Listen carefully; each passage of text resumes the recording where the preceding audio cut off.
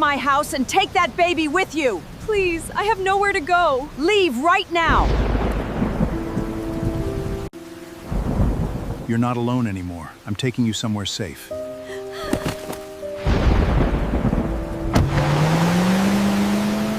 They laughed as their pregnant daughter-in-law left with nothing. 5 years later, they couldn't believe who she had become. The rain continued long after midnight. Each drop struck the hospital window like a tiny reminder that life could change in a single evening. Evelyn Carter slowly opened her eyes. The white ceiling above her came into focus. For a moment, she couldn't remember where she was. Then the memories returned. Daniel, the divorce papers, Margaret's laughter, being thrown into the storm.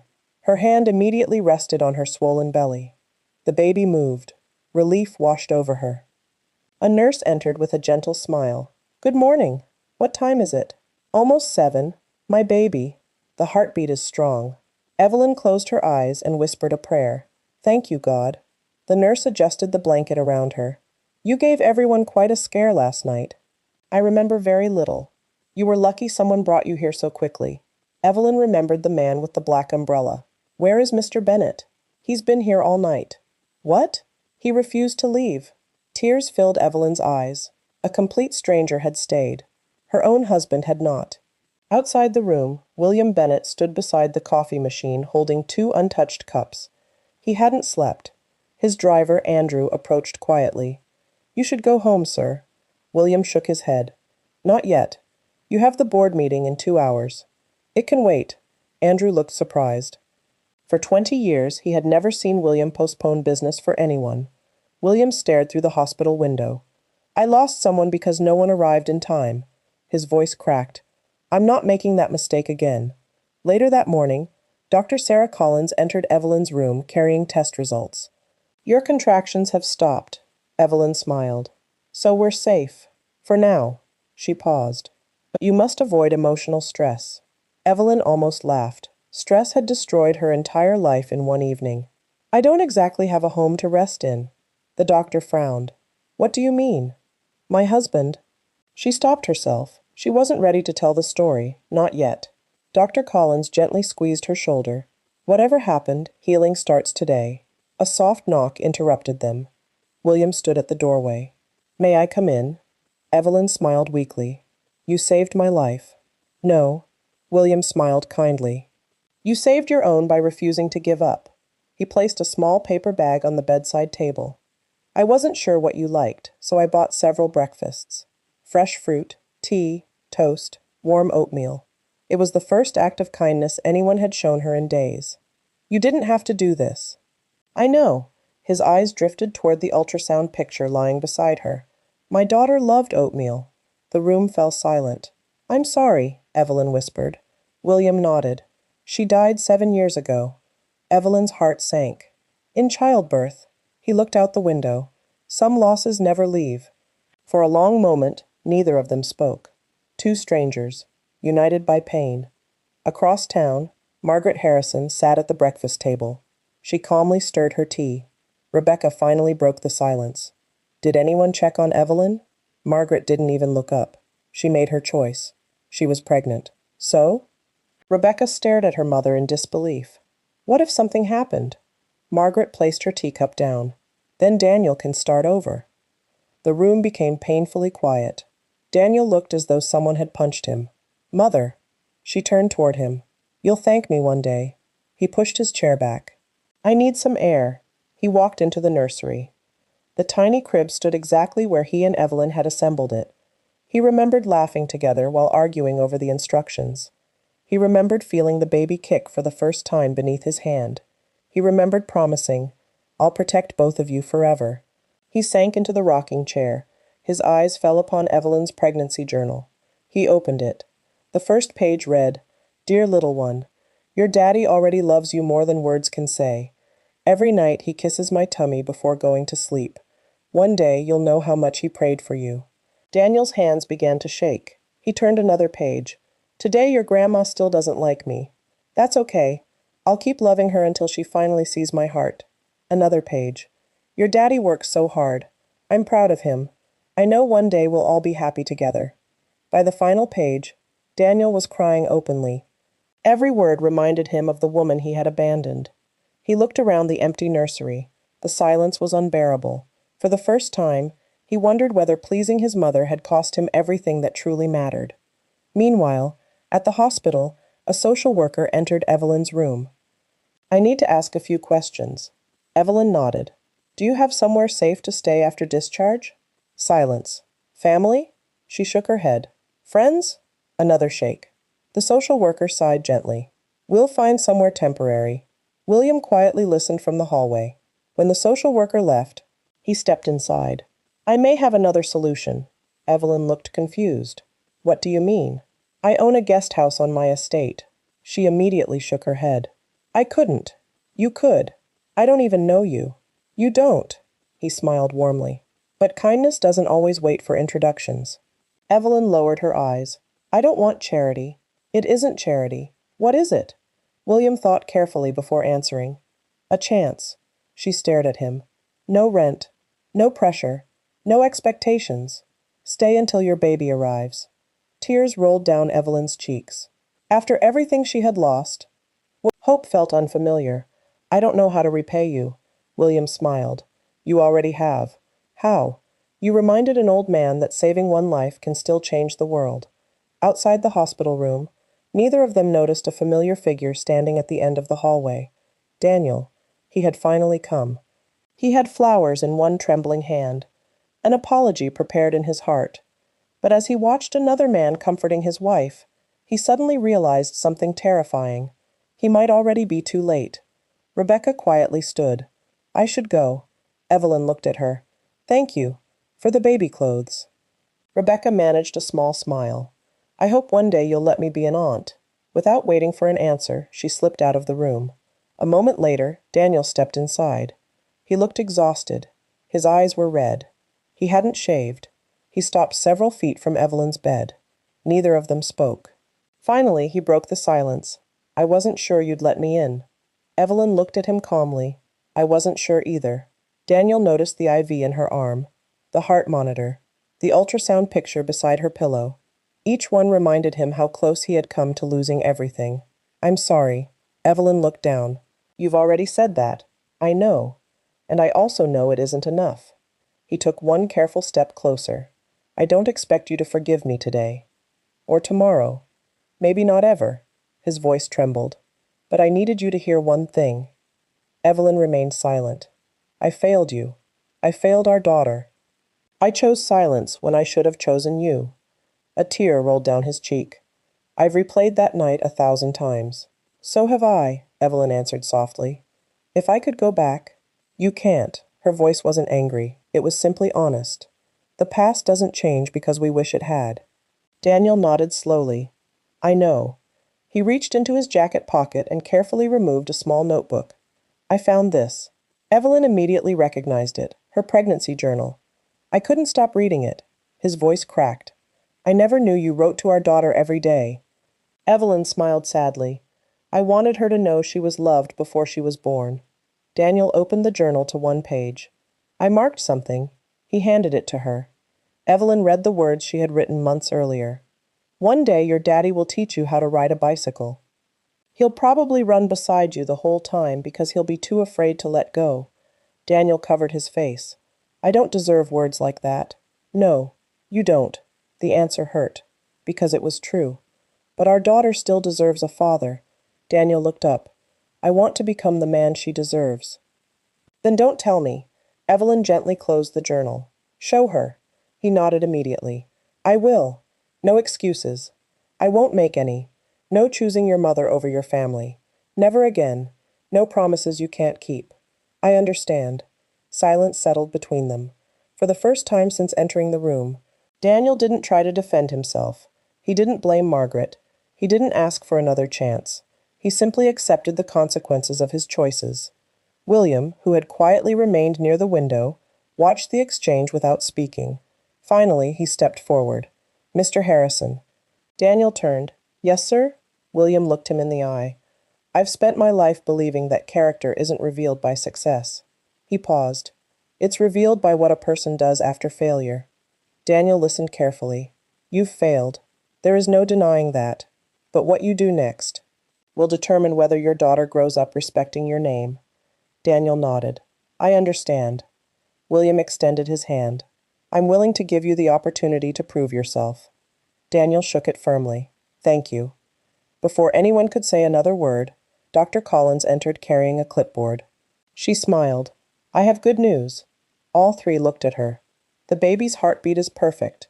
And if everything remains stable overnight, she smiled warmly at Evelyn. You'll be going home tomorrow. Relief filled the room. Evelyn closed her eyes and whispered another quiet prayer. Thank you, Dr. Collins smiled. I'll still need you to take things very slowly. No stress, no heavy lifting, and plenty of rest. Evelyn nodded. I'll do exactly as you say.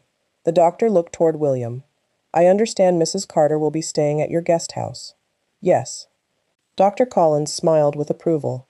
I couldn't think of a better place for her to recover. She made one final note on the chart. I'll see you both tomorrow morning. After she left, the room became quiet again. Daniel looked at Evelyn. So, you have somewhere safe to go. I do. I'm glad. He hesitated. I wish I had been the one to give you that. Evelyn answered honestly. So do I.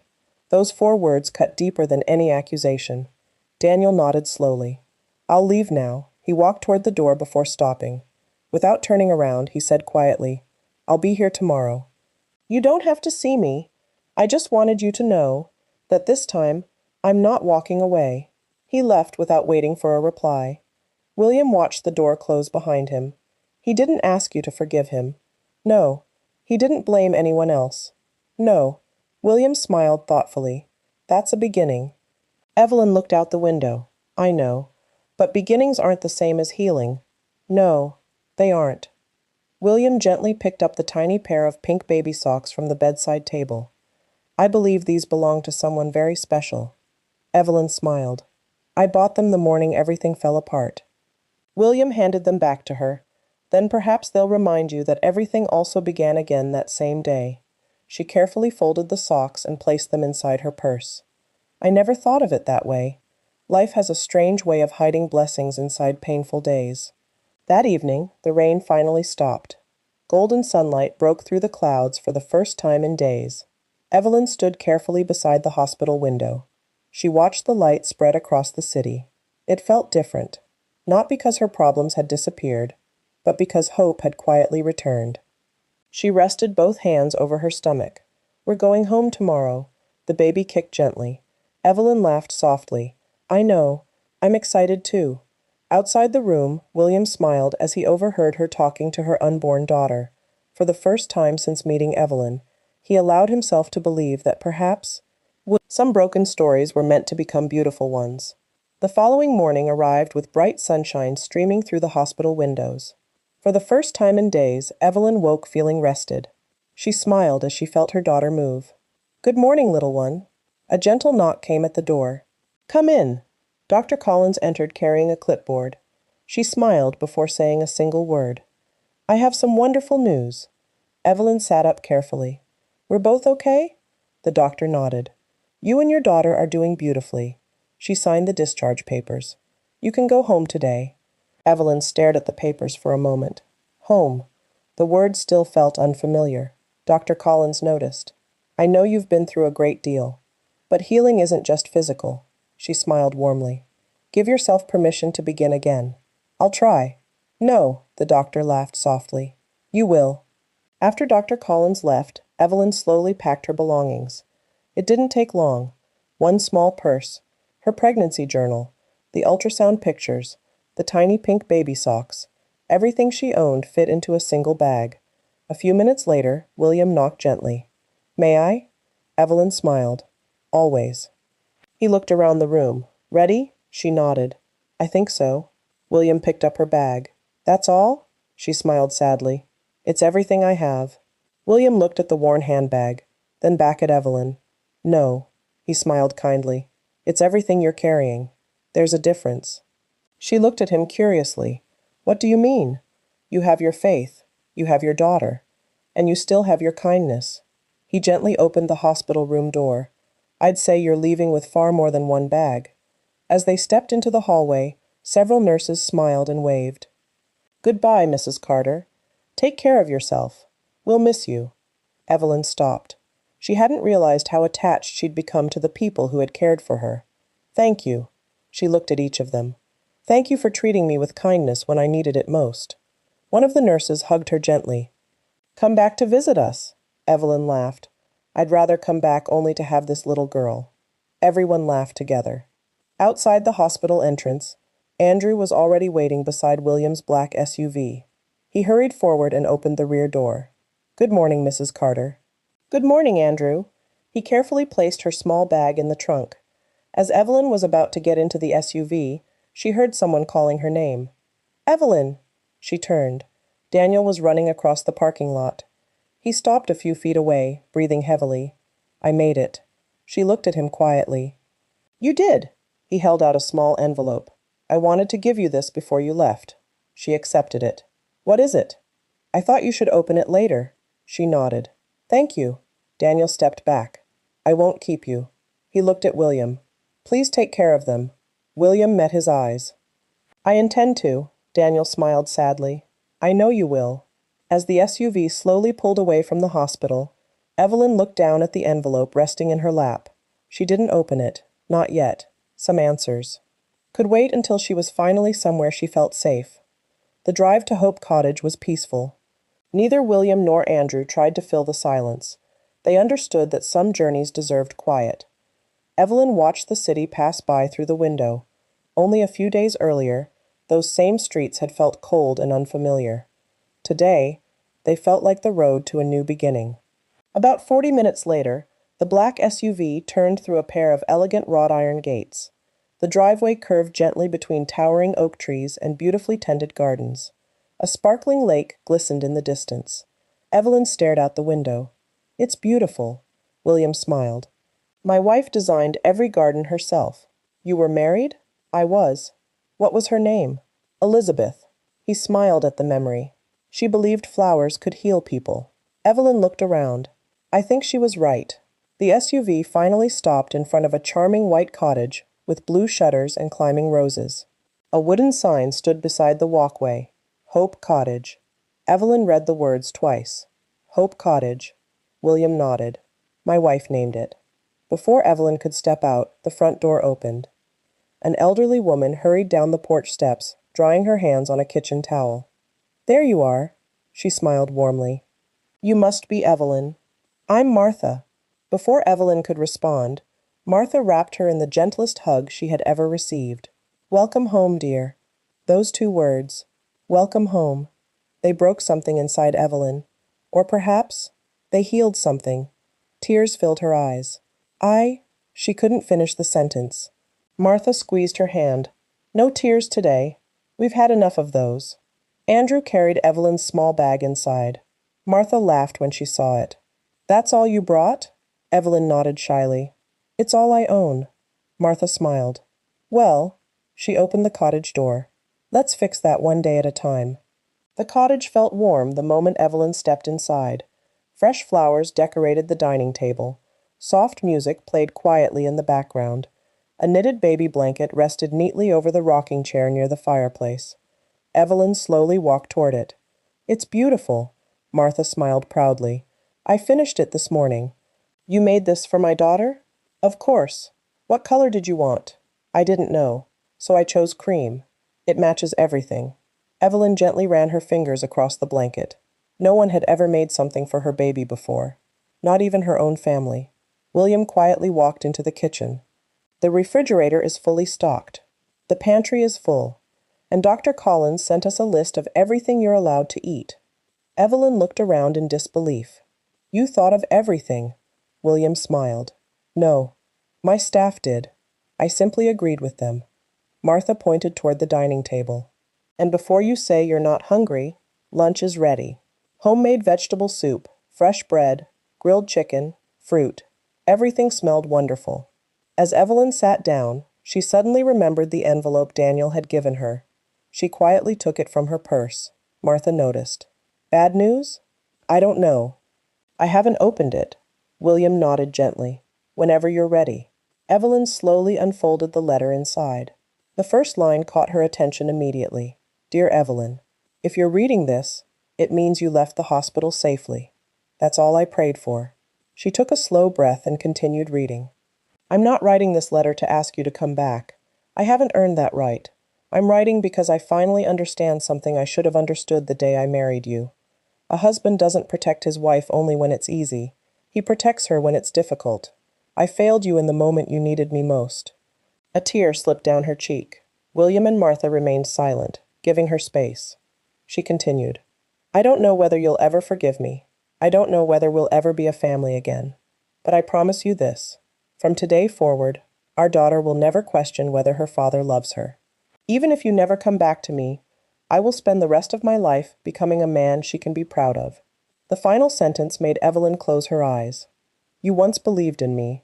I hope one day I become worthy of that belief again. She carefully folded the letter. No one spoke. Finally, Martha reached across the table and gently squeezed her hand. Eat first. The future can wait until after lunch. For the first time in many days, Evelyn smiled without forcing it. Maybe Martha was right. Maybe healing didn't begin with answers. Maybe it began with one warm meal, one safe home, and one quiet day without fear. That evening, the sun dipped slowly behind the hills surrounding Hope Cottage. Golden light shimmered across the lake. Evelyn stepped onto the back porch with one hand resting gently on her belly.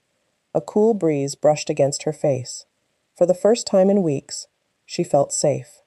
Her daughter kicked softly. Evelyn smiled. I know. I like it here too. She closed her eyes and whispered a quiet prayer. Lord, thank you for giving us another chance. Behind her, the screen door opened. William walked onto the porch carrying 2 warm mugs of herbal tea. I hope you don't mind. I asked Dr. Collins which tea was safe. Evelyn accepted the mug with a grateful smile. Thank you. For a while, neither of them spoke. They simply watched the sunset. Finally, William broke the silence. My daughter used to sit right here. He pointed toward the rocking chair beside the porch railing. Every evening, she'd talk to the baby. Evelyn smiled. I've been doing the same thing. William chuckled softly. I noticed. What did she say? My daughter. Evelyn nodded. William looked toward the lake. She'd tell the baby about all the places they'd visit, the books they'd read, the birthdays they would celebrate. His smile slowly faded. She never got the chance. Evelyn reached over and gently placed her hand on his. I'm sorry. William nodded quietly. So am I. But meeting you, he looked at Evelyn, has reminded me that love doesn't end when someone leaves us. Sometimes, it finds another way to keep living. Tears filled Evelyn's eyes. I think your daughter would be proud of you. William smiled faintly. I hope so. Just then, Andrew walked briskly toward the porch. He looked unusually serious. Mr. Bennet. William immediately stood. What happened? A visitor is at the front gate. William frowned. Who? Andrew glanced at Evelyn before answering. Mr. Daniel Harrison. Evelyn lowered her eyes. William looked at her. It's your decision. She remained silent for several moments. Finally, she took a slow breath. I'll see him. A few minutes later, Daniel stepped onto the porch. He stopped several feet away. He noticed the peaceful view, the flowers, the rocking chair. Then he looked at Evelyn. She looked calmer than she had in months. I'm glad you're comfortable here. Evelyn nodded. I am. Daniel kept his distance. I didn't come to ask you to come home. She looked at him. I came because... He hesitated. I needed to tell you something in person. She waited. I moved out. Her eyebrows lifted slightly. You left the mansion? Yesterday. Where are you staying? A small apartment near my office. He smiled sadly.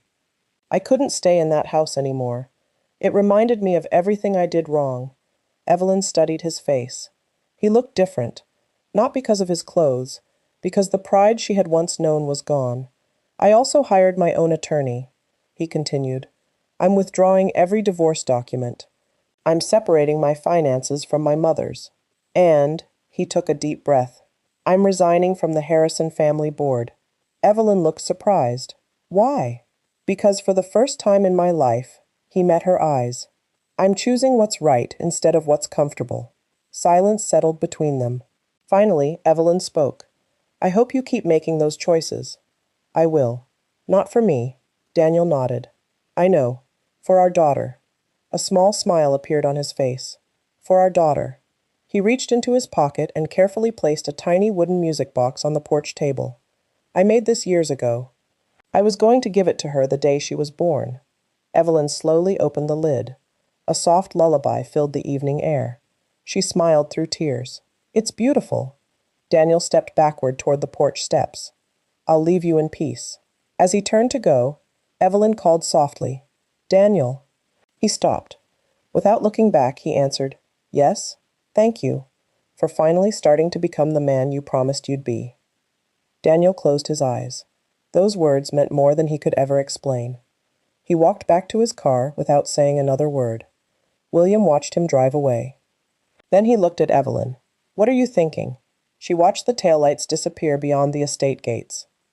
I'm thinking that people don't change because they say they're sorry. She gently closed the music box. They change because they choose differently every single day. William smiled. I couldn't have said it better myself. The following morning, Hope Cottage was filled with the comforting aroma of fresh bread and cinnamon. Martha stood in the kitchen, humming an old hymn while placing breakfast on the table. Good morning, sleepyhead. Evelyn smiled as she walked in. I didn't realize I slept that long, Martha laughed. Your body is finally relaxing. And that's exactly what the baby needs. William looked up from the newspaper. I have an appointment this morning. Evelyn frowned. Is everything all right? He smiled. Everything's fine. I'm taking you shopping. She stared at him. Shopping? You arrived with one small bag. I think it's time we fix that. Evelyn immediately shook her head. No. William raised an eyebrow. No? I can't let you spend money on me. William folded the newspaper and smiled. Then think of it as an advance. An advance? For all the times you'll remind me to smile when I become too serious. Martha laughed. He's been too serious for years. You'll be doing all of us a favor. Evelyn couldn't help smiling. I still don't feel comfortable. William leaned forward. Then let me ask you something. She nodded. If Grace were grown one day, and another woman showed her kindness in a difficult season, would you tell your daughter to refuse it? Evelyn was silent. No. I'd tell her to be grateful. William smiled gently. Exactly. Now let someone be grateful for the opportunity to help. Late that morning, they arrived at a quiet boutique specializing in maternity and baby clothes. The owner recognized William immediately. Mr. Bennett, welcome back. He smiled politely. My friend needs a little help. The owner looked warmly at Evelyn. We'll take good care of you. Within an hour, Evelyn had several comfortable maternity dresses, warm sweaters, comfortable shoes, and a small collection of baby clothes, tiny socks, soft blankets, little dresses no bigger than William's hand. Evelyn picked up one tiny white dress and smiled. She's going to look beautiful in this. William watched quietly. You've been smiling more. She looked at him. I've been given reasons to. As they prepared to leave, the shop owner handed Evelyn a small gift box. I'd like your daughter to have this. Evelyn looked surprised. You don't have to. I know. The owner smiled. But I want to. Inside the box was a tiny silver bracelet engraved with one word, hope. Tears filled Evelyn's eyes. Thank you. Meanwhile, across town, Daniel sat inside his new apartment surrounded by cardboard boxes. The apartment was simple. A sofa, a dining table, a bookshelf. Nothing luxurious. Nothing like the mansion he had left behind.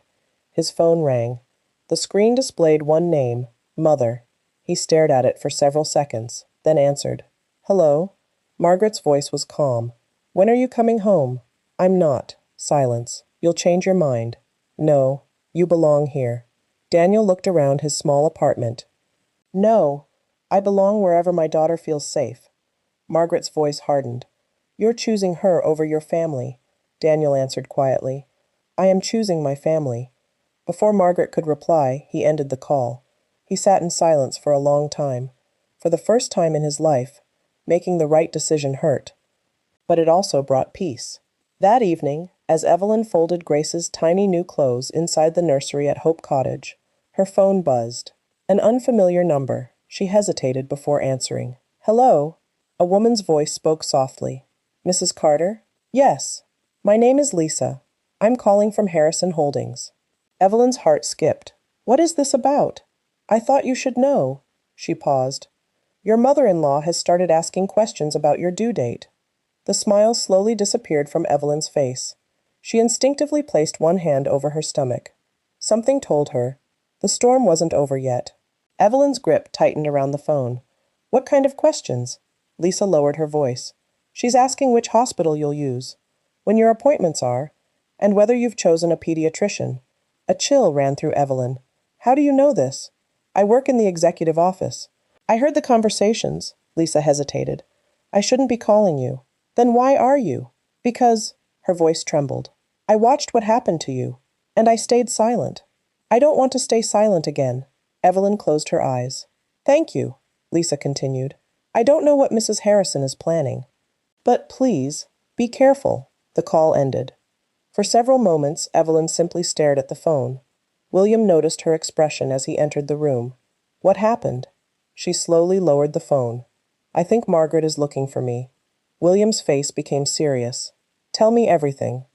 After listening carefully, he remained silent for a moment. Then he picked up his own phone. I'm making a few calls. To whom? Evelyn asked. People who know how to keep families safe. Within an hour, a tall man in his early 50s arrived at Hope Cottage. He wore a dark suit and carried a slim leather folder. Mrs. Carter, he smiled politely. My name is Marcus Hale. I've worked in private security for 25 years. William introduced him. Marcus is also a former detective. Marcus sat across from Evelyn. I understand someone may be trying to locate you. Evelyn nodded. I don't know if I'm overreacting. Marcus smiled reassuringly. The safest people are usually the ones who don't ignore their instincts. He opened the folder. I'd like to increase security around the estate. Cameras. Night patrols. Restricted gate access. Evelyn looked uncomfortable. Is all that really necessary? Marcus answered honestly. I hope not, but I'd rather prepare for something that never happens than regret doing nothing. William nodded. Go ahead. Marcus made a few notes. I'll also accompany Mrs. Carter to her prenatal appointments. Evelyn looked surprised. You don't have to. Marcus smiled. I know. It's my job. That evening, Hope Cottage became noticeably quieter. New security cameras had been installed. The front gate remained closed except for approved visitors. Andrew checked the locks before sunset. Martha tried to keep everyone's spirits high by baking Evelyn's favorite apple pie. But beneath the warmth, everyone knew something had changed. Later that night, Evelyn couldn't sleep. She quietly walked onto the back porch, wrapped in a soft blanket. The lake reflected the moonlight. Everything looked peaceful. Then she heard the faint sound of tires on gravel. A car had stopped outside the estate gates. Its headlights remained off. It didn't move. It simply waited. Evelyn felt her heart begin to race. Before she could react, Marcus stepped onto the porch. He had noticed it too. Without taking his eyes off the distant vehicle, he spoke calmly. Please go inside. What is it? I don't know yet, but I intend to find out. As Evelyn hurried back into the cottage, Marcus reached for the radio clipped to his belt. Gate 1. His voice was calm and steady. I need eyes on the black sedan parked outside the north entrance. A pause. Then a reply came through the radio. We have visual. Marcus narrowed his eyes. Do not approach. Just watch. The black sedan remained motionless for another minute. Then, without warning, it slowly pulled away into the darkness. Marcus continued watching until its taillights disappeared. Something told him this wasn't someone who had simply taken a wrong turn. Someone had come looking for Evelyn. The next morning, Marcus reviewed the security footage inside the estate office. The black sedan had remained outside the gate for exactly 6 minutes and 14 seconds. Long enough to observe, long enough to send a message, but not long enough to identify the driver. Andrew entered carrying 2 cups of coffee. Anything? Marcus shook his head. The license plate was partially covered. Deliberately. Andrew frowned. So they knew where the cameras were. Marcus nodded. Whoever was in that car wasn't acting on impulse. They planned this. At breakfast, William chose not to alarm Evelyn. Instead, he smiled as Martha placed pancakes on the table. You need to eat. Martha pointed her spatula toward Evelyn. That little girl is growing every day. Evelyn laughed softly. I know. She reminds me every few hours. Just then, the baby kicked hard enough for Evelyn to place a hand on her stomach. William smiled. "May I?" Evelyn nodded. He gently rested his hand against her belly. A second later, the baby kicked again. William laughed. "She's strong." "Very." Martha grinned. "I think she's going to keep everyone busy." For a few precious moments, the worries outside the estate disappeared. It was just breakfast, just family, just peace. Later that afternoon, Marcus drove Evelyn to her prenatal appointment. A second security vehicle followed several car lengths behind. Dr. Collins greeted them warmly. "You look much more relaxed. I finally slept through the night." "That's exactly what I wanted to hear." After completing the examination, Dr. Collins smiled. "Your blood pressure is excellent. The baby is growing perfectly." She switched on the ultrasound monitor. A tiny heartbeat echoed through the room. Strong, steady, beautiful. "There she is," Dr. Collins whispered. Evelyn smiled through happy tears. "Hello, sweetheart." Marcus quietly stepped outside the examination room to give her privacy. As he reached the waiting area, his phone vibrated. One of the estate guards. "Marcus, we found something."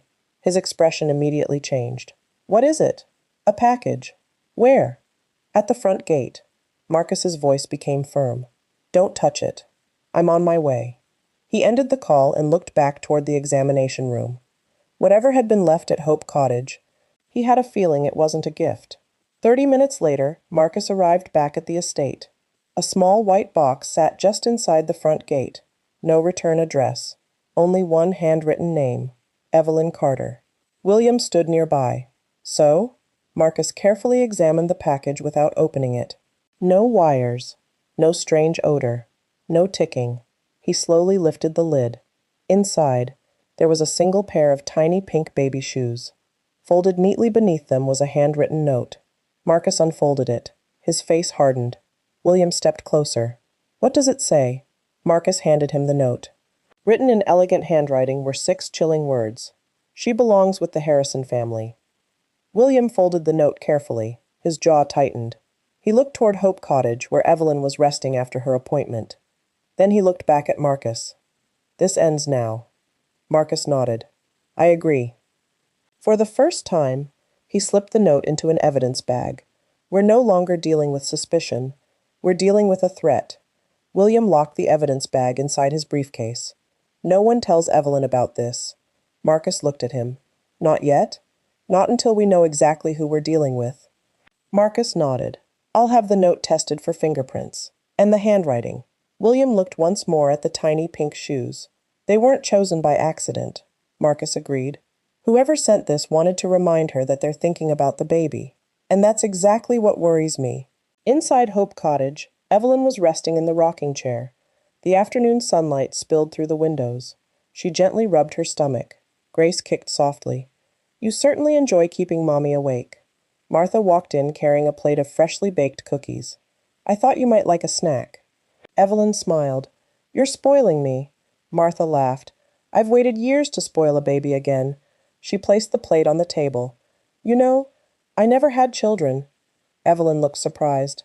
"I didn't know that." Martha nodded. "It wasn't God's plan for me." She smiled warmly at Evelyn's belly. "But sometimes, God lets us love children who weren't born to us." Evelyn reached over and squeezed her hand. "I think Grace is going to love you very much." Martha's eyes filled with tears. "I already love her." That evening, Daniel sat alone in his apartment, reviewing company documents. A knock came at the door. He frowned. He wasn't expecting anyone. When he opened it, Richard Harrison stood outside. "Dad?" Richard smiled faintly. "May I come in?" "Of course." Daniel made coffee while his father looked around the small apartment. "It's modest," Daniel smiled. "It feels honest." Richard nodded. "I like it." For several moments, neither of them spoke. Finally, Richard broke the silence. "I know about your mother's petition." Daniel sighed. "I was hoping you wouldn't." Richard looked at him seriously. "She's gone too far." Daniel lowered his eyes. "I know." Richard reached into his jacket pocket and placed a thick envelope on the table. "What's this?" "Copies." "Copies of what?" "Every email. Every message. Every instruction your mother sent concerning Evelyn." Daniel stared at him. "You kept them?" Richard nodded slowly. I started saving them months ago. Why? Because somewhere deep inside, I knew one day the truth would matter. Daniel carefully opened the envelope. His face slowly turned pale as he read. There were emails instructing employees not to help Evelyn, messages discussing divorce strategies, instructions to remove her access to bank accounts, and one handwritten memo that simply read, "If she leaves, don't let her come back." Daniel closed the file. His hands were shaking. She planned all of this. Richard nodded sadly. Yes. Daniel looked up. Will you testify if I need you to? Richard didn't hesitate. Without question. Back at Hope Cottage, Marcus received a phone call just before midnight. He answered immediately. Marcus Hale. The voice on the other end spoke quickly. We identified the handwriting. Marcus straightened. And? It matches samples from correspondence sent through Harrison Holdings. Marcus's expression hardened. Can you identify the writer? A brief pause. Not yet. But we're getting close. Marcus looked toward the softly lit windows of Hope Cottage. Inside, Evelyn slept peacefully for the first time in weeks. He quietly whispered to himself, I'll make sure you stay safe. Because now, someone wasn't just watching her. Someone had begun making plans. And Marcus intended to discover exactly who before it was too late. The following morning, Marcus arrived at the local forensic laboratory before sunrise. An evidence technician greeted him. We've finished the preliminary analysis. Marcus placed the evidence bag on the counter. What did you find? The technician opened a folder. The paper was purchased from a specialty stationery store. Expensive. Not something most people buy. Marcus nodded. And the fingerprints? Only partial prints. Not enough for a complete identification. Marcus wasn't surprised. Anything else? The technician slid another photograph across the table. There was one interesting detail. Marcus studied the image. A faint gold shimmer clung to the edge of the note. What is that? Cosmetic powder. Marcus frowned. Cosmetic powder? The technician nodded. The same type commonly found in luxury makeup. Marcus thanked him and left. It wasn't enough to prove who had sent the note, but it was another piece of the puzzle. Back at Hope Cottage, Evelyn spent the morning arranging tiny baby clothes inside the nursery. She carefully folded each little outfit into the dresser drawers. Tiny socks, soft blankets, a cream-colored sweater Martha had knitted. She smiled. You're already loved so much. Grace kicked gently. Evelyn laughed. I know. You've heard that every day. A soft knock came at the nursery door. William stepped inside. I hope I'm not interrupting. Not at all. He looked around the room. It finally looks like a baby's room. Evelyn nodded. I never thought I'd have this. William smiled. You deserve every bit of it. He reached into his pocket. I have something for you. He handed her a small velvet box. Evelyn looked surprised. You really don't have to keep buying things. This one isn't from me. She slowly opened the box. Inside was a delicate silver locket. She looked up. It's beautiful. William smiled. It belonged to my daughter. Evelyn immediately closed the box. I can't accept this. I'd like Grace to have it. His voice was gentle. My daughter always said she'd pass it down to her little girl someday. He swallowed. She never got that chance. Tears filled Evelyn's eyes. I don't know what to say. You don't have to say anything. Just promise me one thing. What? When Grace is old enough. Tell her there was a woman named Grace Bennett who believed kindness could outlive grief. Evelyn nodded through her tears. I promise. That afternoon, Marcus returned to the estate. He found William waiting in the study. What did the lab say? Marcus placed the report on the desk. We're getting closer. William read silently, then looked up. This still isn't enough. No, but Richard Harrison called. William's eyebrows rose. What did he want? He says he has documents. William slowly smiled. The truth always finds someone willing to carry it. Marcus nodded. He wants to meet tonight. Alone. William thought for a moment. Go. But be careful. I will. Across town, Margaret stood in her office overlooking the city. Her assistant knocked softly. Mrs. Harrison? Yes. Mr. Harrison has been asking questions. Which Mr. Harrison? Your husband. Margaret's expression changed. What kind of questions? He requested copies of archived emails. Her face hardened. And? He was told they had already been released. Margaret slowly stood. Released to whom? The assistant lowered her eyes. We don't know. Margaret walked to the window. For the first time since Evelyn had left the mansion, a flicker of uncertainty crossed her face. Someone inside her own family was no longer protecting her, and that frightened her more than she was willing to admit. That evening, Marcus arrived at the quiet cafe Richard had chosen for their meeting. It was tucked away on the edge of town, far from the business district, far from curious eyes. Richard was already waiting in a corner booth. A thick leather briefcase rested beside him. Marcus took a seat across from him. "Thank you for coming." Richard gave a weary smile. "I should have done this a long time ago." He slid the briefcase across the table. "Everything I have is in there."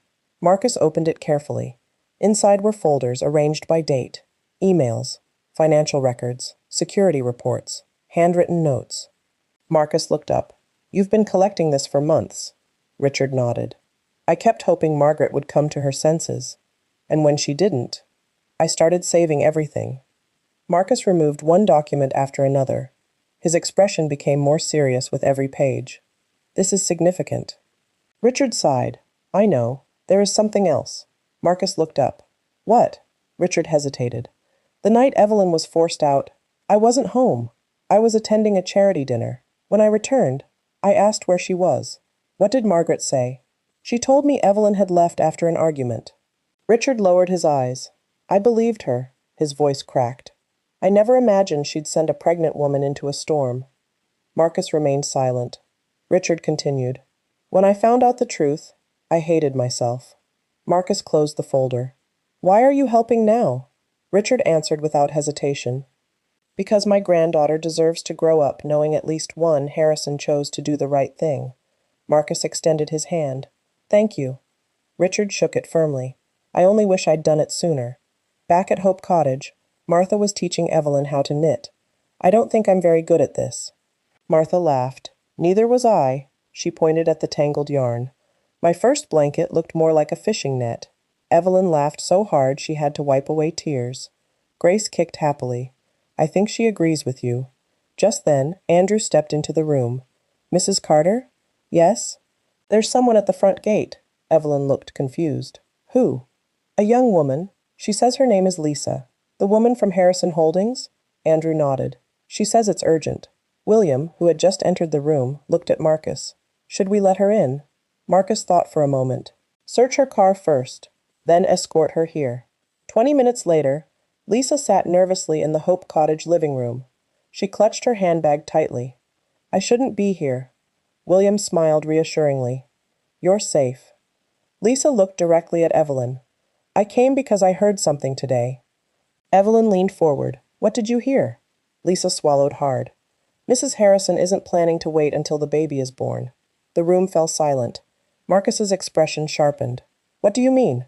Lisa lowered her voice. "I heard her tell one of the attorneys that if she can't control Evelyn, she'll make sure Evelyn loses everything before the delivery." Evelyn instinctively placed both hands over her stomach. William's jaw tightened. Marcus took out a notebook. "Tell me every word you heard." Lisa nodded. "I remember all of it." As she began speaking, Marcus realized something important. This wasn't just another warning. For the first time, they had an eyewitness from inside Margaret Harrison's owl that. Lisa took a slow, shaky breath.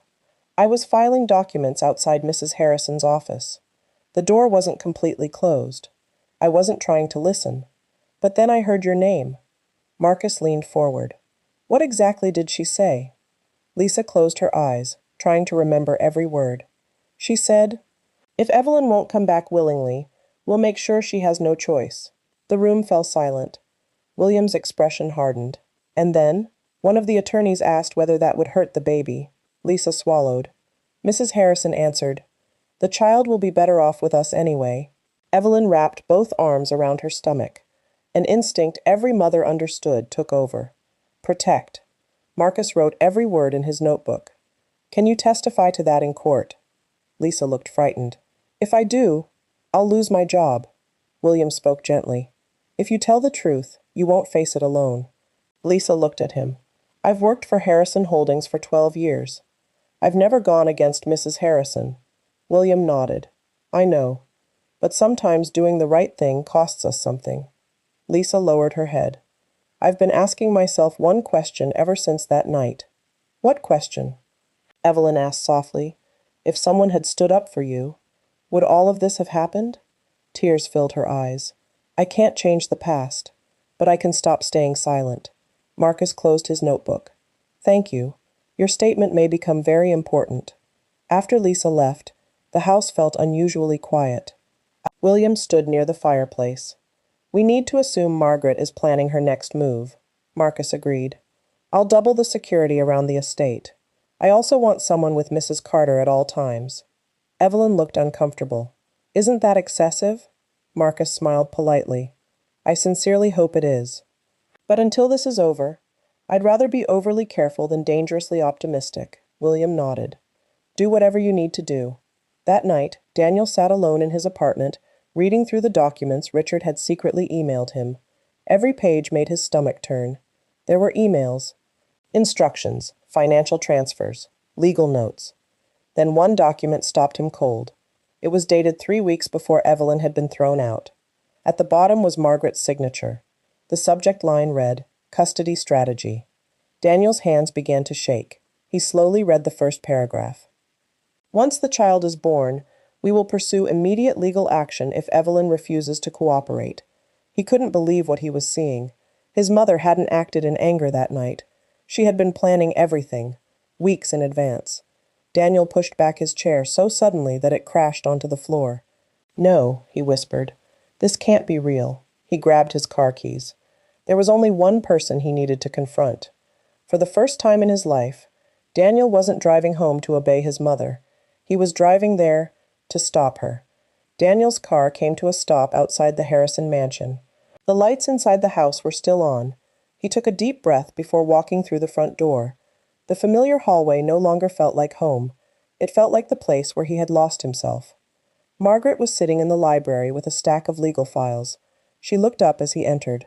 I wasn't expecting you. Daniel placed the custody document on the desk in front of her. What is this?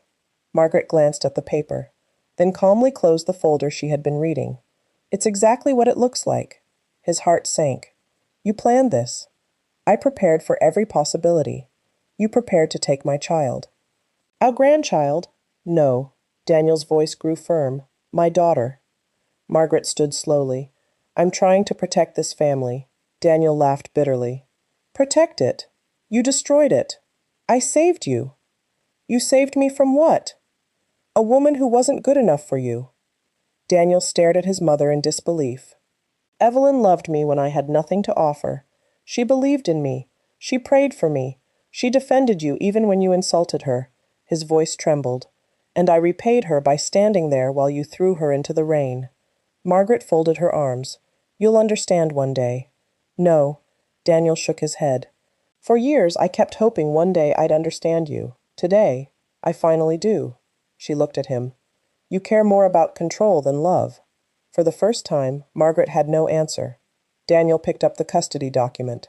I won't let you hurt them again. He turned toward the door. Daniel. He stopped, but didn't look back. If you walk away now, don't expect to inherit this company. Daniel smiled sadly. When I was a little boy, I thought having your approval was the greatest treasure in the world. He slowly faced her.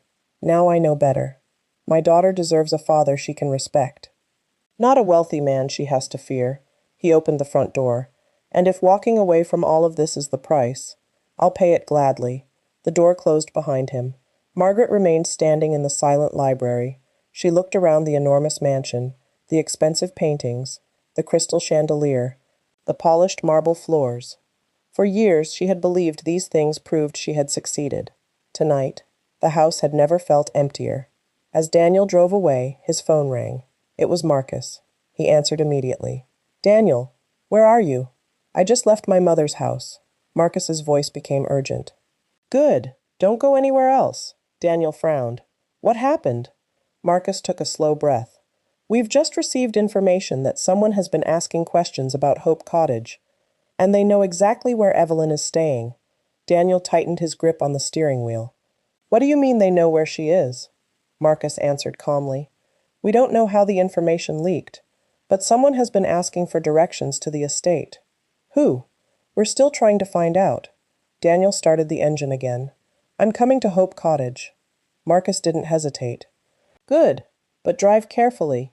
We don't need 2 emergencies tonight. I'll be there in 30 minutes. At Hope Cottage, Marcus quietly increased security. 2 additional guards took positions near the front gate. Another vehicle began patrolling the perimeter. William noticed the extra activity. Is it serious? Marcus nodded. I believe someone is testing our security. Not attacking, not yet, but watching. William looked toward the nursery, where Evelyn was peacefully folding baby clothes. She doesn't know? No, and unless we have to. I'd like to keep it that way, William agreed. She's been through enough. Upstairs, Evelyn stood beside the nursery window. She held the tiny silver bracelet engraved with the word hope. She smiled as Grace kicked again. You already have so many people waiting to meet you. You don't even know it. She placed the bracelet carefully inside the dresser drawer. Then her eyes drifted toward the driveway below. Several unfamiliar security vehicles were parked outside. She frowned. Something was different. A gentle knock came at the door. Come in. It was Martha. Everything all right, dear? Evelyn hesitated. There seemed to be more guards today. Martha forced a reassuring smile. Oh, Marcus is just being extra careful. Evelyn wasn't completely convinced, but she nodded. I suppose that's a good thing. It is. Martha linked her arm through Evelyn's. Now come downstairs. I've baked apple pie. I think someone has been craving it. Evelyn laughed. You know me too well. Just after sunset, Daniel's car pulled through the estate gates. Marcus was already waiting. Any news? Marcus pointed toward the security office. Come inside. Several surveillance images covered the table. One photograph showed the black sedan parked outside the estate 2 nights earlier. Another showed a man standing near the entrance pretending to make a phone call. A third image had been captured only that afternoon. Daniel leaned closer. Who is he? Marcus slid another file across the table. We finally identified him. Daniel opened it. His expression immediately darkened. This can't be right. Marcus nodded. It is. The photograph belonged to a licensed private investigator. Daniel looked up. Who hired him? Marcus held his gaze for a long moment, then quietly answered, We're almost certain. It was Margaret Harrison. The room fell silent. Daniel slowly closed the file. For the first time, he realized his mother wasn't simply acting out of anger. She was carrying out a plan, and unless they stopped her soon, she wasn't going to stop on her own. Daniel stared at the investigator's photograph. He recognized the man immediately. I've seen him before. Marcus looked up. Where? At one of my mother's charity events. He wasn't introduced as an investigator. He was presented as a security consultant. Marcus made a note. That explains how she knew him. Daniel looked at the file again. What do we know about him? His name is Victor Shaw, former police officer. Private investigator for the last 12 years. No criminal record. But he's been hired in several aggressive custody disputes. Daniel's jaw tightened. So this isn't new to him. No. Marcus closed the folder. Which means he's likely gathering information, not acting alone. At that same moment, a black sedan sat on a hill overlooking Hope Cottage. Victor lowered a pair of binoculars. He quietly dictated notes into a recorder. Subject appears healthy. Estate security has increased. 2 rotating patrol vehicles. Primary entrance monitored. He paused as Evelyn stepped onto the back porch. She smiled down at her baby bump. Victor lowered the binoculars. For the first time, he looked uncomfortable. He reached for his phone. Mrs. Harrison, Margaret answered immediately. Yes, I've completed today's surveillance. And? Victor hesitated. I think you should reconsider. Silence. Excuse me? Mrs. Carter isn't hiding. She's recovering. And the people around her genuinely care about her. Margaret's voice became icy. I didn't hire you to feel sorry for her. I know. But this is becoming personal. It has always been personal. Victor looked back toward Hope Cottage. Lights glowed warmly through the windows. Laughter drifted faintly across the evening air. He sighed. I'll send my report. He ended the call. For the first time since accepting the assignment, Victor wondered whether he had taken the wrong case. Inside Hope Cottage, everyone gathered for dinner. Martha served roasted chicken, vegetables, and warm homemade bread. No business tonight, she declared. No worrying. We're eating. William smiled. Yes, ma'am. Even Marcus laughed. Halfway through dinner, Evelyn looked around the table. I've been thinking. William looked at her. About what? When Grace is born, I'd like all of you to be part of her life. Martha dabbed at her eyes. You already know my answer. Andrew grinned. I called dibs on teaching her how to ride a bicycle. Marcus smiled. I'll teach her how to stay out of trouble. William chuckled. Good luck with that. Everyone laughed. Evelyn looked at the empty chair beside her. She quietly whispered, I hope one day she'll have her father here too. No one responded. But Daniel, standing silently outside the dining room after arriving moments earlier, heard every word. He closed his eyes, not because he believed he deserved that place, but because, for the first time, Evelyn had spoken of a future that still included him, and that gave him something he hadn't felt since the night of the storm, hope. Daniel quietly stepped into the dining room. I'm sorry. I didn't mean to overhear. Everyone looked toward him. William smiled politely. Come in. Martha was already reaching for another plate. I made enough food for everyone. Daniel smiled faintly. You always seem to know. I've been feeding people for 40 years. I've learned to expect unexpected guests. A few moments later, Daniel was seated at the table. For the first time in weeks, no one argued. No one raised their voice. Dinner was peaceful. After the meal, Andrew and Marcus cleared the table, while Martha disappeared into the kitchen to prepare dessert. Daniel looked at Evelyn. I have something for you. She looked up. What is it? He reached into his briefcase and carefully removed a folder. I think you should keep these. Evelyn opened it. Inside were copies of the emails Richard had given him. Her expression slowly changed as she read. Instructions, legal strategies, bank records, plans. Every page revealed how carefully Margaret had been preparing to force her out of the family. Evelyn closed the folder. So, it wasn't just one terrible night. Daniel lowered his head. No, it had been happening for months. She looked out the window. I kept wondering what I had done wrong. You didn't do anything wrong. Daniel's voice broke. You loved us, and we failed you. Silence settled over the room. Finally, William spoke. The truth hurts, but it also sets people free. Marcus nodded. These documents could become important if Mrs. Harrison continues this fight. Daniel looked at Evelyn. I wanted you to have them, so you would never again think this was your fault. Tears filled Evelyn's eyes. I believed for months that if I'd been a better wife, a better daughter-in-law, things would have been different. Daniel gently shook his head. No, this wasn't your failure. It was ours. Before anyone could say another word, Marcus's phone vibrated. He immediately answered, Marcus Hale. His expression changed. When? He stood abruptly. I'll be there in 5 minutes. He ended the call. William frowned. What happened? Marcus looked around the room. Our guard at the north entrance just stopped someone trying to enter the estate. Evelyn instinctively placed both hands over her stomach. Who is it? Marcus answered quietly. He refuses to give his name. But he says, he has a message from Margaret Harrison. Marcus and William exchanged a quick glance. I'll handle it, Marcus said. Daniel stood immediately. I'm coming with you. Marcus nodded. Stay behind me. The two men walked toward the front gate, while William remained inside with Evelyn. Martha gently placed a reassuring hand on Evelyn's shoulder. Everything will be all right. Evelyn tried to smile. I hope so. At the front gate, one of the security guards stood beside a dark SUV.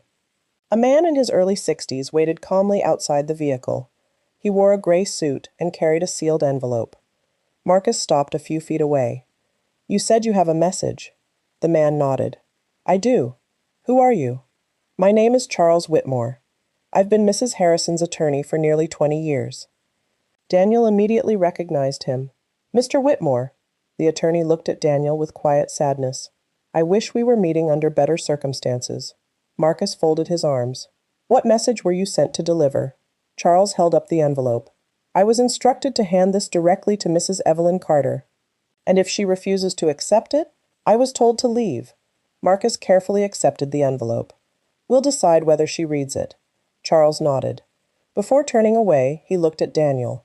I'd like to say one thing. Daniel waited. I advised your mother not to do any of this.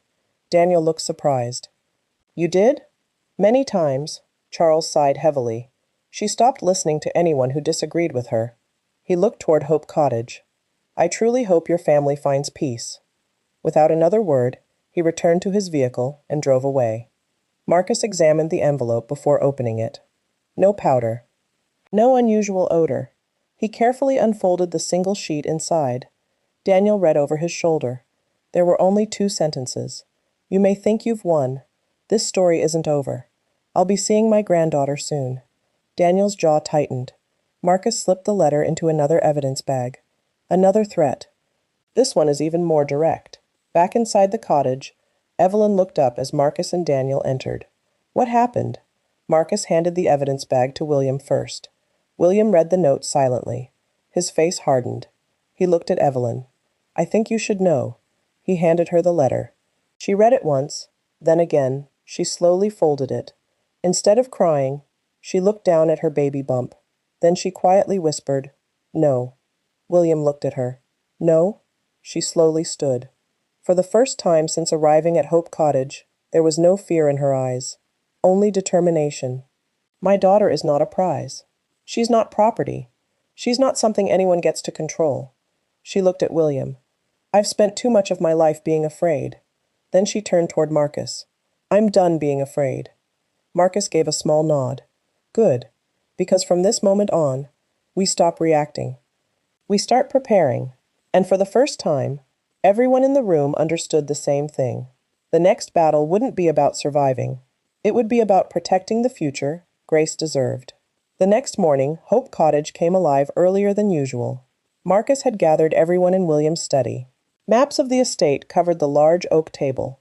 Security schedules lay neatly beside them. William looked around the room. From today forward, nothing happens by accident. Marcus nodded. I've already arranged additional cameras around the north entrance. The gate code has been changed. Only 4 people will know it. Daniel looked at the map. What about Evelyn's doctor's appointments? I'll escort her personally, Marcus replied. No routes will be repeated. Daniel nodded. Good. Marcus looked at him. I also need something from you. Anything. I want every document you have concerning your mother's legal plans. Daniel handed him another folder. I brought everything. Marcus opened it. There were emails, meeting notes, draft legal filings. One page immediately caught his attention. What is it? William asked. Marcus turned the document around. At the top of the page were the words, Operation Grace. Daniel stared at it. I've never seen that before. Marcus continued reading. It appears to be an internal planning document. William frowned. What does it say? Marcus read quietly.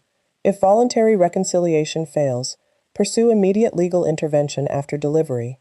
The room fell silent.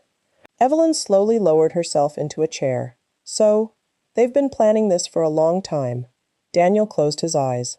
I'm so sorry. Marcus looked at him. Stop apologizing. Help us stop it. Daniel nodded firmly. I will. Later that afternoon, Dr. Collins called. Evelyn? Yes, doctor. I'd like you to come in tomorrow morning. Is everything okay? Everything is fine. I simply want to monitor the baby's growth a little more closely. Evelyn smiled. We'll be there. After ending the call, she looked at William. Another appointment. William nodded. We'll leave early. Marcus immediately added, I'll arrange the escort. That evening, while everyone was preparing dinner, Andrew walked in carrying the day's mail. Mostly bills. He smiled. And one package. William looked up. Who is it for? Andrew frowned. There isn't a return address. Marcus immediately stood. Don't bring it inside. He carefully examined the box on the front porch. After several minutes, he opened it. Inside was a beautifully wrapped baby photo album.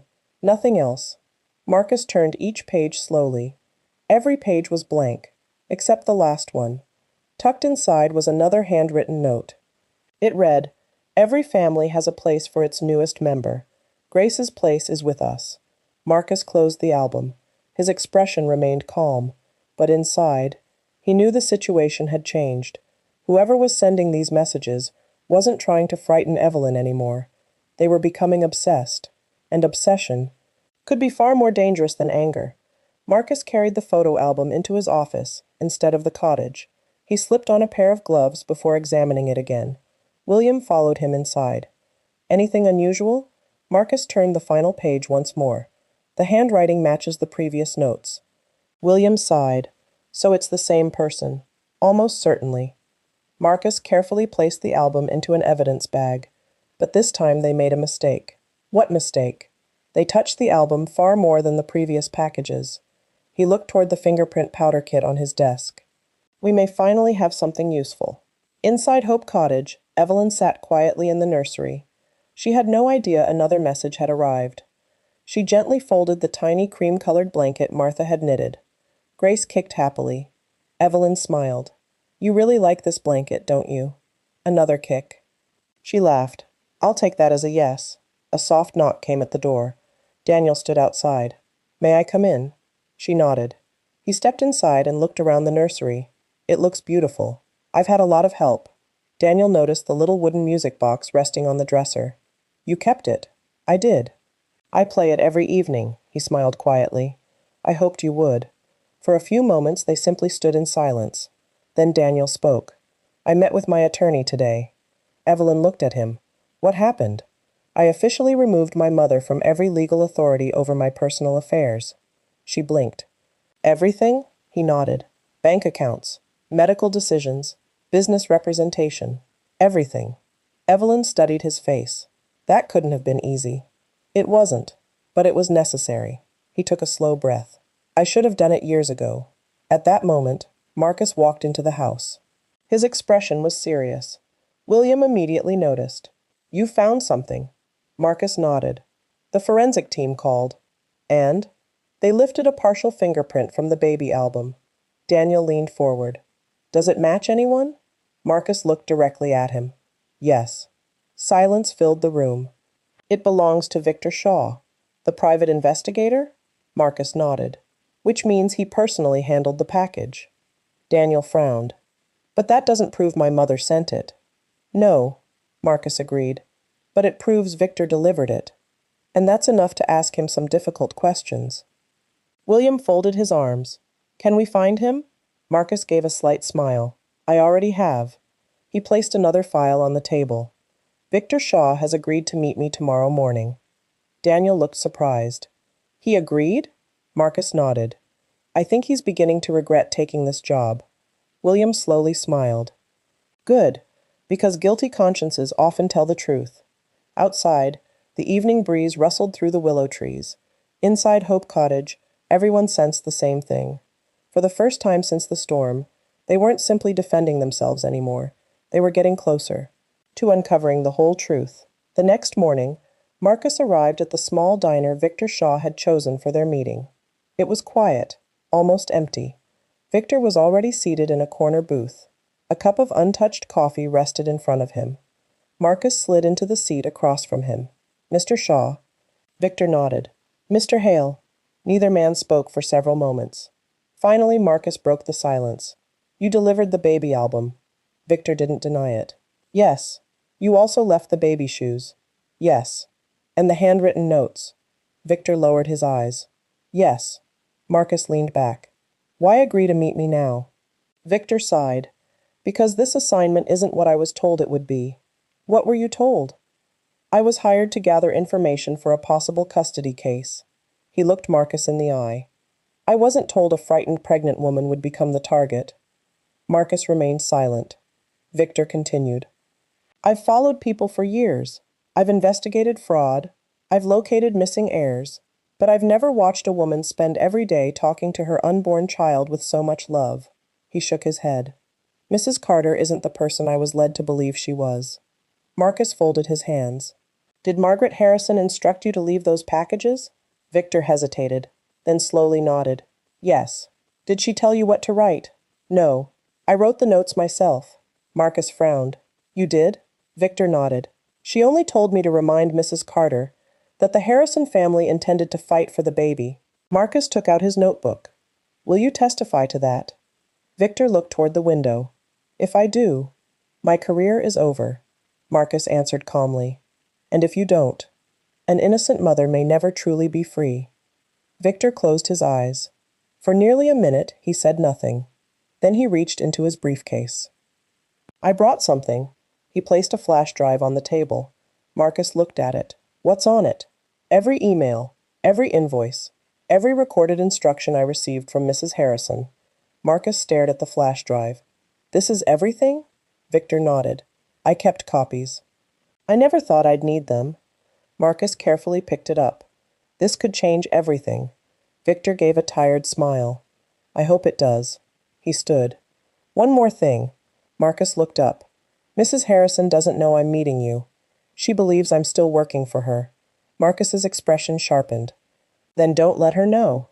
Victor nodded. I won't. As he walked toward the diner door, he stopped for just a moment. Without turning around, he said quietly, Tell Mrs. Carter. I'm sorry. Then he disappeared into the morning sunlight. Marcus looked down at the flash drive resting in his hand. For weeks, they had been collecting pieces of the truth. Now, they finally held the evidence that could expose the entire plan. Marcus drove straight back to Hope Cottage. He didn't stop for coffee. He didn't answer any calls. The flash drive remained locked inside his jacket pocket the entire journey.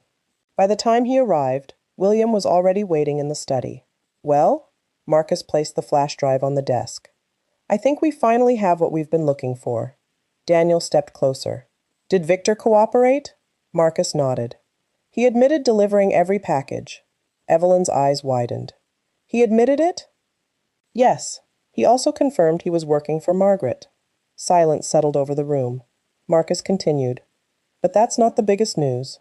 He held up the flash drive. This contains every email, invoice, and recorded instruction exchanged between Victor and Mrs. Harrison. Daniel stared at it. Everything? Everything. William immediately called his attorney. I want every document backed up. Nothing leaves this room until we've made copies. Within the hour, William's legal team arrived. One by one, the files were opened. The first email appeared on the screen. Subject, surveillance schedule. The second. Subject, custody preparation. The third. Marcus stopped scrolling. Everyone in the room fell silent. Daniel slowly read the message aloud. Continue monitoring Mrs. Carter. Photograph everyone who visits her. If she forms a close relationship with William Bennett, document it. We may be able to use it later. Daniel looked sick. She wanted to make it appear as though Evelyn was having an affair. Marcus nodded. That's exactly what she was trying to build. William quietly closed the laptop. She wasn't searching for the truth. She was trying to create a story. Evelyn lowered her head. I can't believe someone could do this. William looked at her gently. Some people become so determined to win, they stop seeing the difference between truth and strategy. Just then, one of the attorneys spoke. There's another file. Marcus opened it. It was an audio recording. He pressed play. Margaret's unmistakable voice filled the room. I don't care what it costs. I will not allow that child to grow up under Evelyn's influence. Another voice answered. What if the court refuses? Margaret replied without hesitation. Then we'll make them believe she's unfit. The recording ended. No one spoke. Evelyn quietly wiped away a tear, not because she was afraid anymore, but because she finally understood. None of it had ever been her fault. Daniel looked at Marcus. Is this enough? Marcus slowly smiled. It's more than enough. William stood and looked around the room. For the first time since the storm, the truth is no longer just on our side. We can prove it. Outside, the wind rustled gently through the trees surrounding Hope Cottage. Inside, Hope no longer felt fragile. It felt certain, because lies could survive for only so long. Eventually, the truth always found its voice. The following morning, Marcus and William met with their legal team before sunrise. Every document had been copied. Every recording had been backed up. Every email had been placed in chronological order.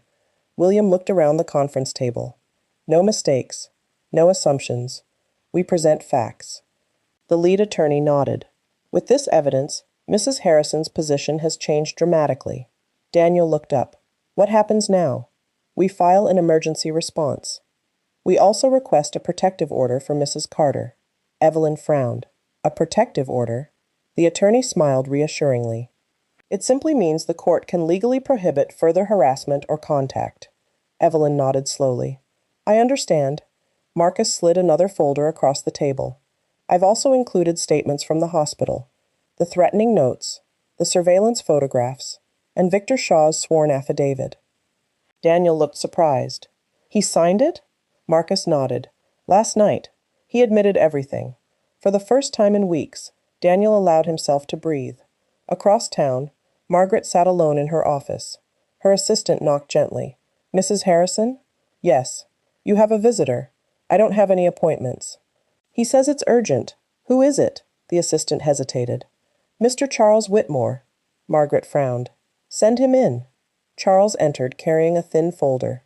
He didn't sit down. What is it? Margaret asked. I've come to resign. She stared at him. What? I can no longer represent you. Her expression hardened. Because of Daniel? No. Because of the truth. She stood abruptly. You work for me. Charles calmly shook his head. I worked for you. But I will not help destroy another innocent family. Margaret's face flushed with anger. You'll regret this. Charles met her eyes without fear. I think, he paused. The person who will regret something is you. He quietly placed his office key on her desk. Then he walked away. Margaret stood alone in the silence. One by one, the people who had once obeyed her without question were leaving. Not because she had lost her money, but because she had lost their trust. Back at Hope Cottage, Evelyn sat beside the lake reading one of the letters she had written to Grace. She smiled as she read the final lines aloud. My precious little girl, if you ever wonder whether you were wanted, remember this. Before I ever held you, I fought for you. Before I ever saw your face, I loved you. And before you ever took your first breath, God surrounded you with people who chose to protect you. A tear rolled gently down her cheek. She folded the letter and placed it back inside the journal. Just then, Grace gave the strongest kick she had ever felt. Evelyn laughed. Was that your way of saying thank you? Another kick. She smiled toward the sky. I love you too. Far across the garden, William watched quietly from the porch. He smiled to himself. The frightened woman he had found at a lonely bus stop was slowly disappearing. In her place stood a mother who was no longer surviving. She was becoming stronger every single day. A week passed peacefully. For the first time since arriving at Hope Cottage, Evelyn began believing that perhaps the worst was finally behind her. Each morning started the same way. Breakfast with Martha, a short walk around the gardens, a visit from William to make sure she wasn't overdoing things. And every evening, she sat on the porch, playing the little wooden music box while talking softly to Grace. It became her favorite part of the day. One quiet afternoon, Andrew hurried across the lawn toward William. Mr. Bennett. William immediately noticed the concern on his face. What is it? The court clerk just called. William straightened. And they've scheduled the hearing. Marcus looked up from the security reports. When? Friday morning. Only 5 days away. Evelyn slowly placed her teacup on the table. So soon? Marcus nodded. Mrs. Harrison requested an expedited hearing. William looked at Evelyn. We'll be ready. She forced a small smile. I know, but I'm tired. William's expression softened. I know you are. You've been fighting for weeks. She rested a hand on her stomach. I just want my daughter to be born into peace. Marcus closed the file in front of him. And that's exactly why we finished this. That evening, Daniel asked if he could speak with Evelyn alone. William looked at her. Only if you're comfortable. She nodded. I'll be fine. The two of them walked slowly toward the lake. The sun was beginning to set. Orange light reflected across the still water. Daniel kept his hands in his pockets. I've been thinking about something. Evelyn waited. If the court rules against my mother, I want to sell my shares in Harrison Holdings. She looked surprised. Why? Because every dividend I receive reminds me of the life that hurt you. He looked across the lake. I want to build something different. What? A foundation, she smiled faintly. For what? For mothers. Mothers who leave abusive homes with nowhere to go. Evelyn stopped walking. She looked at him carefully. You've really changed. Daniel shook his head gently. I'm changing. I still have a long way to go. She nodded. That's an honest answer. They continued walking. After a few moments, Daniel spoke again. I don't expect us to become husband and wife again. I know. I only hope, he smiled sadly, That one day, when Grace asks about me, you'll be able to tell her I became a better man." Evelyn looked toward the lake. "I'll tell her the truth." He swallowed. "And what truth is that?" She met his eyes. "That your father made a terrible mistake. But instead of letting that mistake define him, he spent the rest of his life trying to make it right." Daniel's eyes filled with tears. "Thank you." As they turned back toward the cottage, neither of them noticed a figure watching from beyond the estate fence. Victor Shaw lowered his binoculars. He didn't take a single photograph. Instead, he quietly got back into his car. He had come to deliver one final report to Margaret, but after everything he had witnessed, he had already decided he wasn't going back. Victor started the engine. He looked once more toward Hope Cottage. Warm lights glowed through the windows.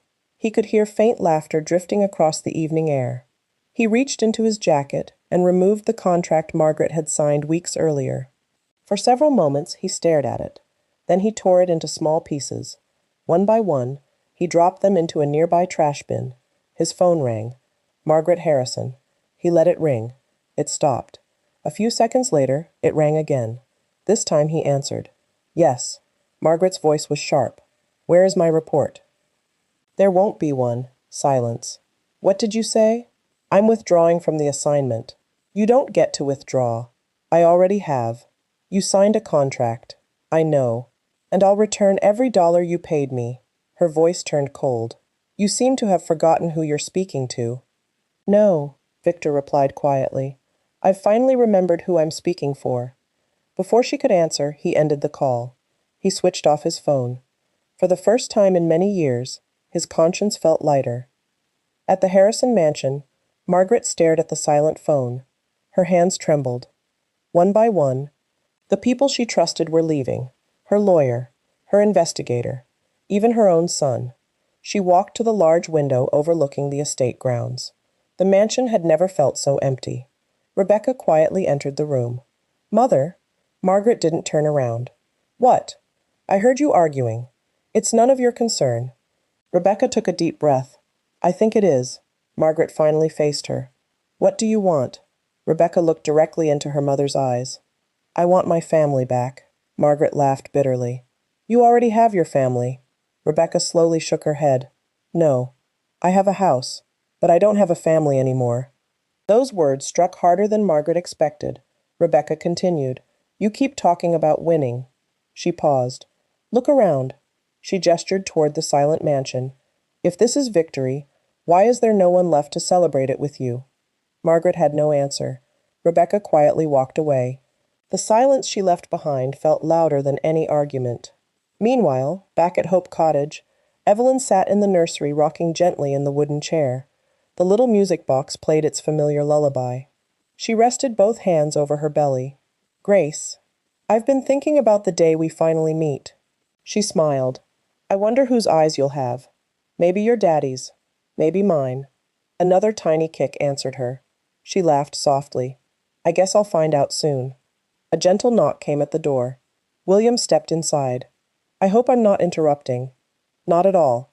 He smiled as he listened to the music. "I've always loved that melody. So have I."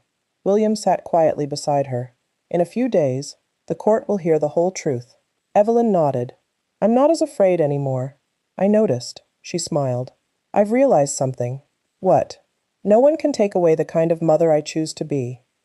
William's eyes filled with quiet admiration. "That's exactly right." Outside, the wind rustled gently through the willow trees. Inside Hope Cottage, for the first time since the storm, fear was no longer the strongest voice in the room. Hope was. The morning of the hearing arrived with clear blue skies. Evelyn stood quietly in front of the bedroom mirror. She wore a simple navy maternity dress Martha had helped her choose. Nothing expensive, nothing designed to impress, just dignity. She rested one hand on her stomach. "Today's for us, Grace. We're not going to court to fight. We're going to tell the truth." A gentle knock came at the door. Martha stepped inside. "Oh, my dear." She smiled through tears. "You look beautiful." Evelyn laughed softly. "I feel nervous." "You should." Martha adjusted the collar of her dress. "But courage isn't the absence of fear. It's choosing to keep walking anyway." William appeared in the hallway. "The cars are ready." Marcus checked his watch. We should leave. Daniel was already waiting outside. When Evelyn stepped onto the porch, he looked at her for a long moment. You look, he smiled gently, strong. She returned a small smile. I've had good people helping me. Daniel nodded. I can see that. The drive to the courthouse was quiet. No one spoke much. Each person was lost in their own thoughts. Marcus scanned every intersection as they drove. Andrew kept a careful distance behind them in the second vehicle. Everything went exactly as planned. Across town, Margaret stepped out of a black luxury sedan. She wore an elegant cream-colored suit. Her posture was as confident as ever, but inside, she felt something she hadn't expected. Uncertainty. She looked around for Charles Whitmore. He wasn't there. Neither was Victor Shaw. For the first time in decades, she was walking into court without the people who had always stood beside her. Inside the courthouse lobby, Marcus greeted the security officers. Everything had already been arranged. William placed a reassuring hand on Evelyn's shoulder. No matter what happens today, you're not alone. She looked around. William, Martha, Andrew, Marcus, Daniel. Richard had arrived moments earlier and quietly joined them. An entire group of people had come to stand beside her. She smiled. I know. The courtroom doors opened. The Honorable Judge Eleanor Brooks will hear the matter of Harrison versus Carter. Everyone slowly walked inside. Evelyn took one last deep breath before entering. She wasn't the frightened woman who had once walked into a storm carrying nothing but heartbreak. She was a mother, and she was walking into that courtroom, carrying something far more powerful than fear. She was carrying the truth. The courtroom was silent as everyone took their seats. Judge Eleanor Brooks entered from the side door. Please be seated. Her calm voice filled the room. She glanced over the file before her. This matter concerns petitions related to the welfare of an unborn child and allegations of harassment. She looked toward both legal teams. Are counsel ready to proceed? Yes, Your Honor. Margaret's attorney rose first. He adjusted his glasses before addressing the court.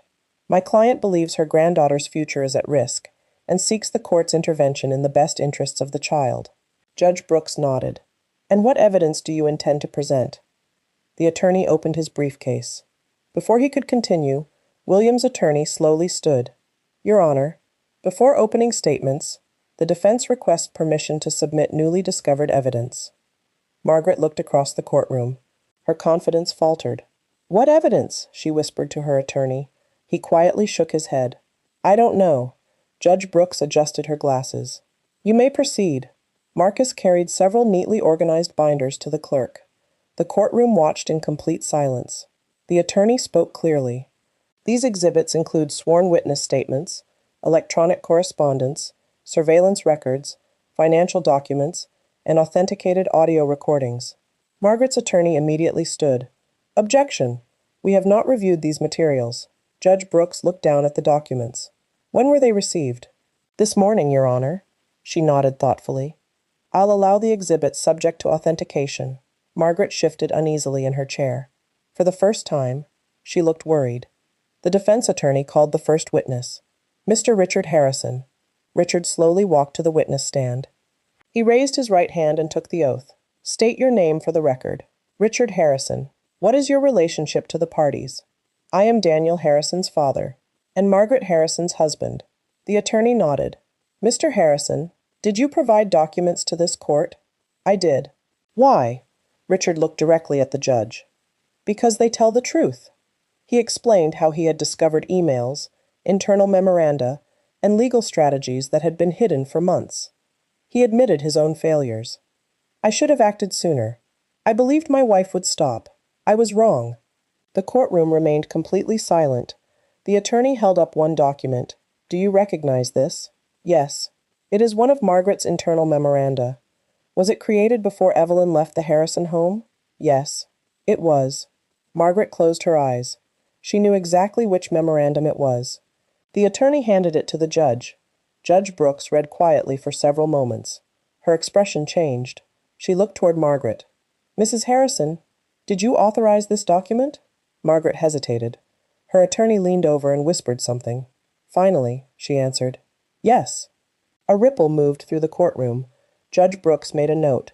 The defense attorney spoke again. No further questions. As Richard stepped down from the witness stand, he briefly looked toward Evelyn. She gave him a small, grateful nod. For the first time, he felt he had finally begun to make things right. The defense calls its next witness, Mr. Victor Shaw. A quiet murmur spread through the courtroom.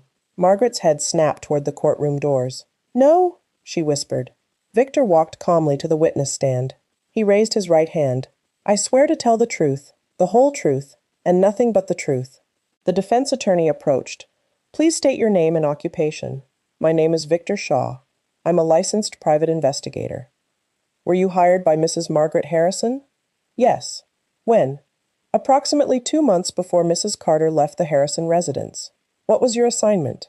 Victor took a deep breath. "To investigate Evelyn Carter." "What were you asked to investigate?" "Anything. Her finances, her friends, her daily routine, anyone who spoke to her." The attorney nodded. "Were you instructed to leave packages at Hope Cottage?" "Yes." "By whom?" "Mrs. Margaret Harrison." Margaret's attorney stood immediately. "Objection. Hearsay." The defense attorney calmly replied, "Your Honor, we have written instructions, payment records, and recorded communications corroborating the witness's testimony." Judge Brooks looked toward Victor. "You may continue." Victor nodded. "I delivered the baby shoes. I delivered the photo album. I delivered every handwritten message." "Were the messages your own words?" the attorney asked. "Yes, but they reflected Mrs. Harrison's instructions." "What instructions?" Victor looked directly at the judge. "To remind Mrs. Carter that the Harrison family intended to claim the baby."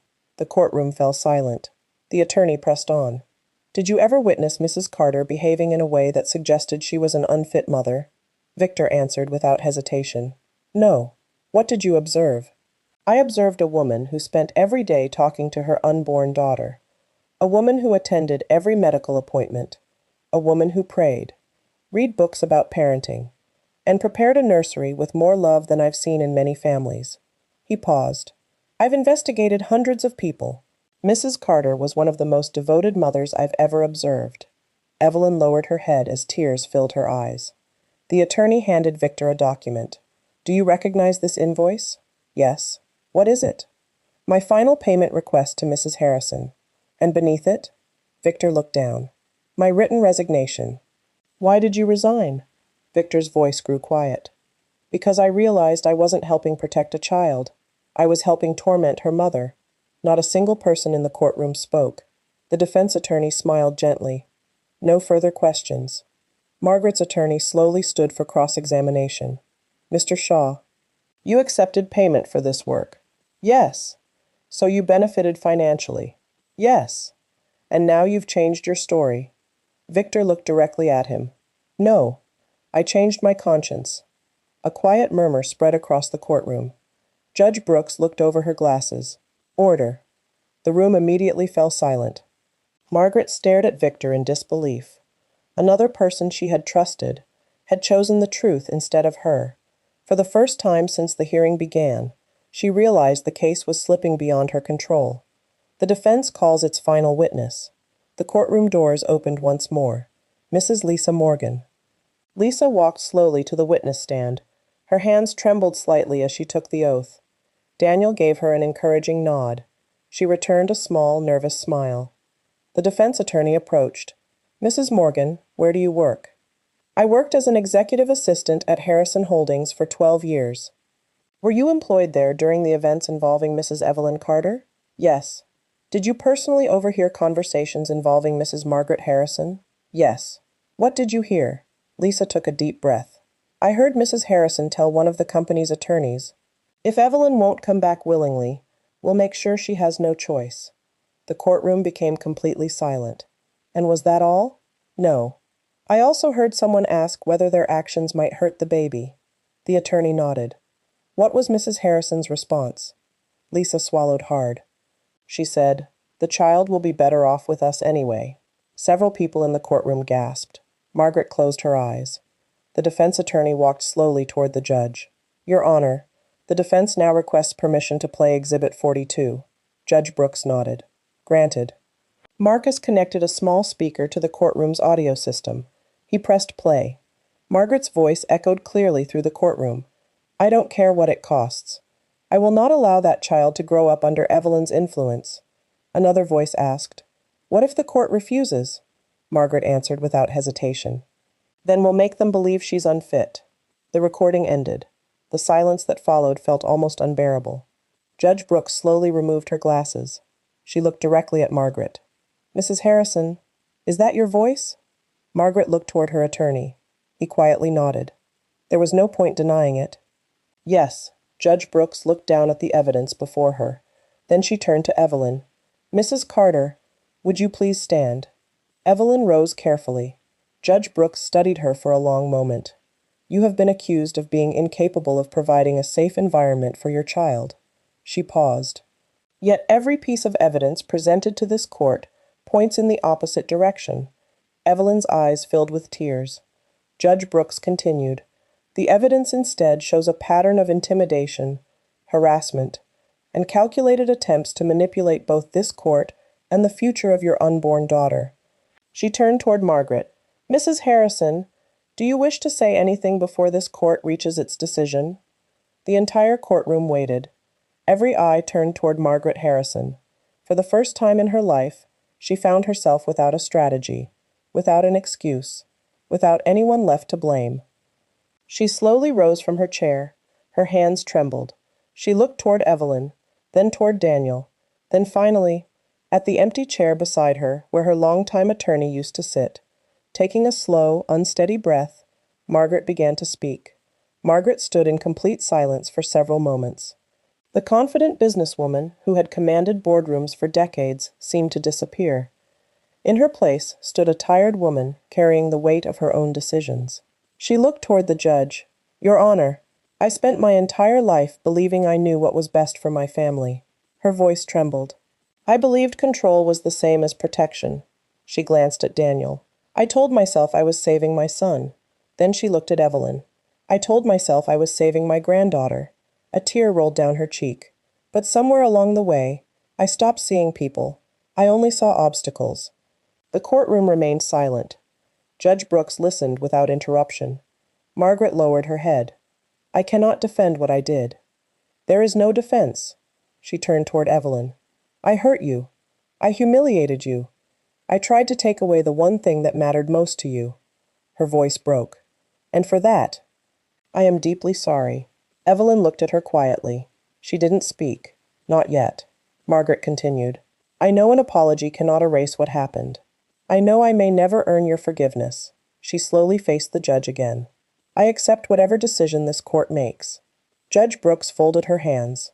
Mrs. Harrison, I appreciate your honesty, but this court must rule based upon the evidence. She looked down at the file one final time before speaking. The evidence clearly establishes a deliberate pattern of harassment, intimidation, surveillance, and attempts to interfere with Mrs. Carter's rights. She paused. Accordingly, this court denies every petition brought against Mrs. Evelyn Carter. A wave of relief swept through the courtroom. Daniel closed his eyes. William quietly whispered, Thank God. Judge Brooks continued. Furthermore, this court grants Mrs. Carter's request for a protective order. Mrs. Margaret Harrison is prohibited from contacting, harassing, surveilling, or interfering with Mrs. Carter without her express consent. Margaret slowly closed her eyes. She had expected nothing less. Judge Brooks wasn't finished.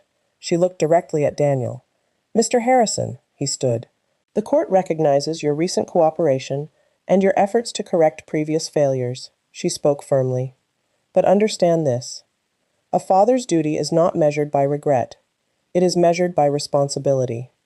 Daniel nodded. I understand, Your Honor. Judge Brooks turned back to Evelyn. Mrs. Carter, you have shown remarkable courage. I wish you and your daughter every happiness. She struck the gavel. This matter is concluded. The courtroom slowly filled with quiet conversation. William embraced Evelyn carefully. We did it.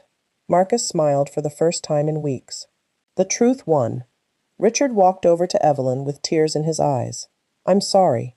I know those words aren't enough. But I will spend the rest of my life being the grandfather your daughter deserves. Evelyn smiled gently. I believe you. Across the courtroom, Margaret remained standing alone. People quietly walked past her. No one stopped. No one spoke. She watched as Evelyn, Daniel, William, Martha, Marcus, Andrew, and Richard walked out of the courtroom together. For the first time, she truly understood the cost of choosing pride over love. It had never been the court case she lost. It was her family. Outside the courthouse, the afternoon sun broke through the clouds. Reporters gathered near the courthouse steps, hoping for a statement. Camera flashes lit up the entrance as the courtroom doors opened. William walked beside Evelyn, making sure the crowd didn't overwhelm her. Marcus calmly guided them toward the waiting vehicles. "Mrs. Carter," a reporter called out, "do you have anything to say after today's ruling?" Evelyn stopped for a brief moment. She looked back at the courthouse. Then she gently rested a hand on her baby bump. "I only have one thing to say." The reporters fell silent. "I hope no woman ever has to fight this hard, simply to protect her child." She smiled softly. "But if she does, I hope she never forgets that the truth is worth fighting for." With that, she continued walking. No more questions. No dramatic speeches. Just quiet dignity. Daniel followed a few steps behind. He didn't try to stand beside her. He knew he hadn't earned that place yet. As they reached the vehicles, Richard stopped him. "You did the right thing today," Daniel sighed. "I should have done it months ago. You can't change yesterday." Richard placed a hand on his son's shoulder. "But you can decide who you'll be tomorrow." Daniel nodded silently. Across the parking lot, Margaret remained standing alone. Most of the reporters ignored her now. The woman who had once commanded every room she entered suddenly seemed invisible. She watched as Evelyn's vehicle slowly drove away. Not with anger, not with bitterness, only with regret. Charles Whitmore approached quietly. "I heard the ruling." Margaret nodded. "I lost." Charles looked at her sadly. "No, you lost long before today." She frowned. "What do you mean?" "The day you stopped listening to the people who loved you was the day you began losing everything." Margaret looked toward the empty courthouse steps. For the first time, she didn't argue. She simply whispered, "I wish someone had stopped me."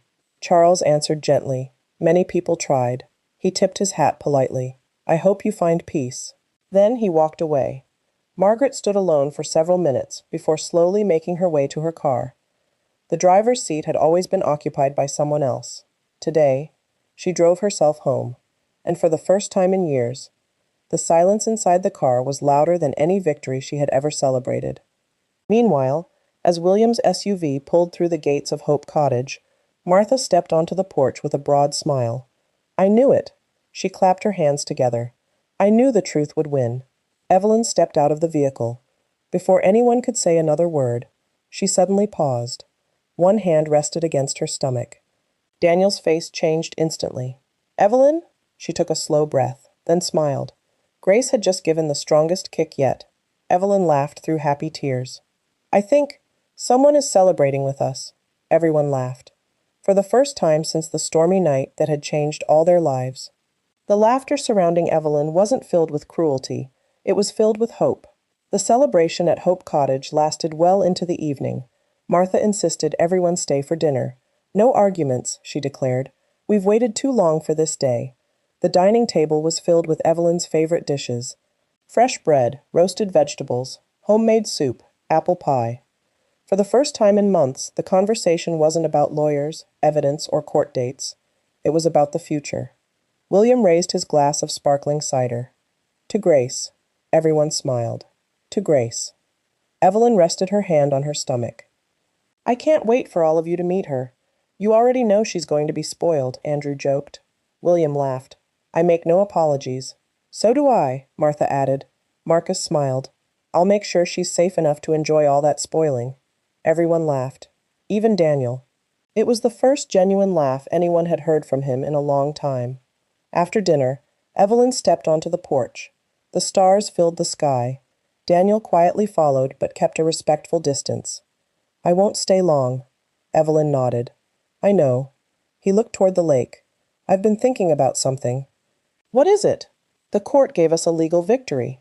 She nodded. "But that doesn't erase what I did." She looked at him. "No, it doesn't." He took a deep breath. "I don't want forgiveness just because I apologized. I want to earn trust, even if it takes years." Evelyn studied his face. She no longer saw the man who stood silently beside his mother. She saw someone carrying genuine regret. "I can't promise you anything. I'm not asking you to. I only promise this." He smiled softly. "Our daughter will never wonder where her father is." Evelyn looked down at her stomach. Grace kicked gently.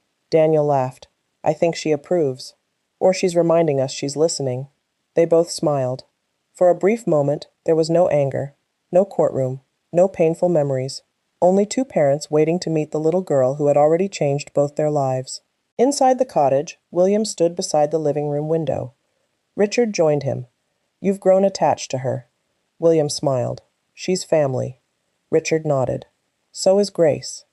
William looked toward the porch where Daniel and Evelyn were talking peacefully. "I lost my daughter years ago." He spoke quietly. "I never imagined life would give me another chance to help protect someone's child." Richard smiled. "Maybe that's why God brought Evelyn into your path." William's eyes remained fixed on the porch. "Maybe." Then he quietly added, "And maybe one storm was allowed, so another family could finally learn what love really looks like." Outside, the wind carried the gentle sound of the music box across the gardens. Evelyn closed her eyes and listened. Grace moved once more beneath her heart. She smiled. "My sweet girl, when you finally arrive, you'll never have to wonder whether you were wanted, because before you were even born, you brought broken hearts back together, and somewhere beyond the quiet lake, a new chapter was waiting to begin." 3 weeks later, Hope Cottage was quiet before sunrise. A soft rain tapped gently against the windows. Evelyn stood in the nursery, carefully placing the last tiny outfit into Grace's dresser. She smiled. "Everything's ready.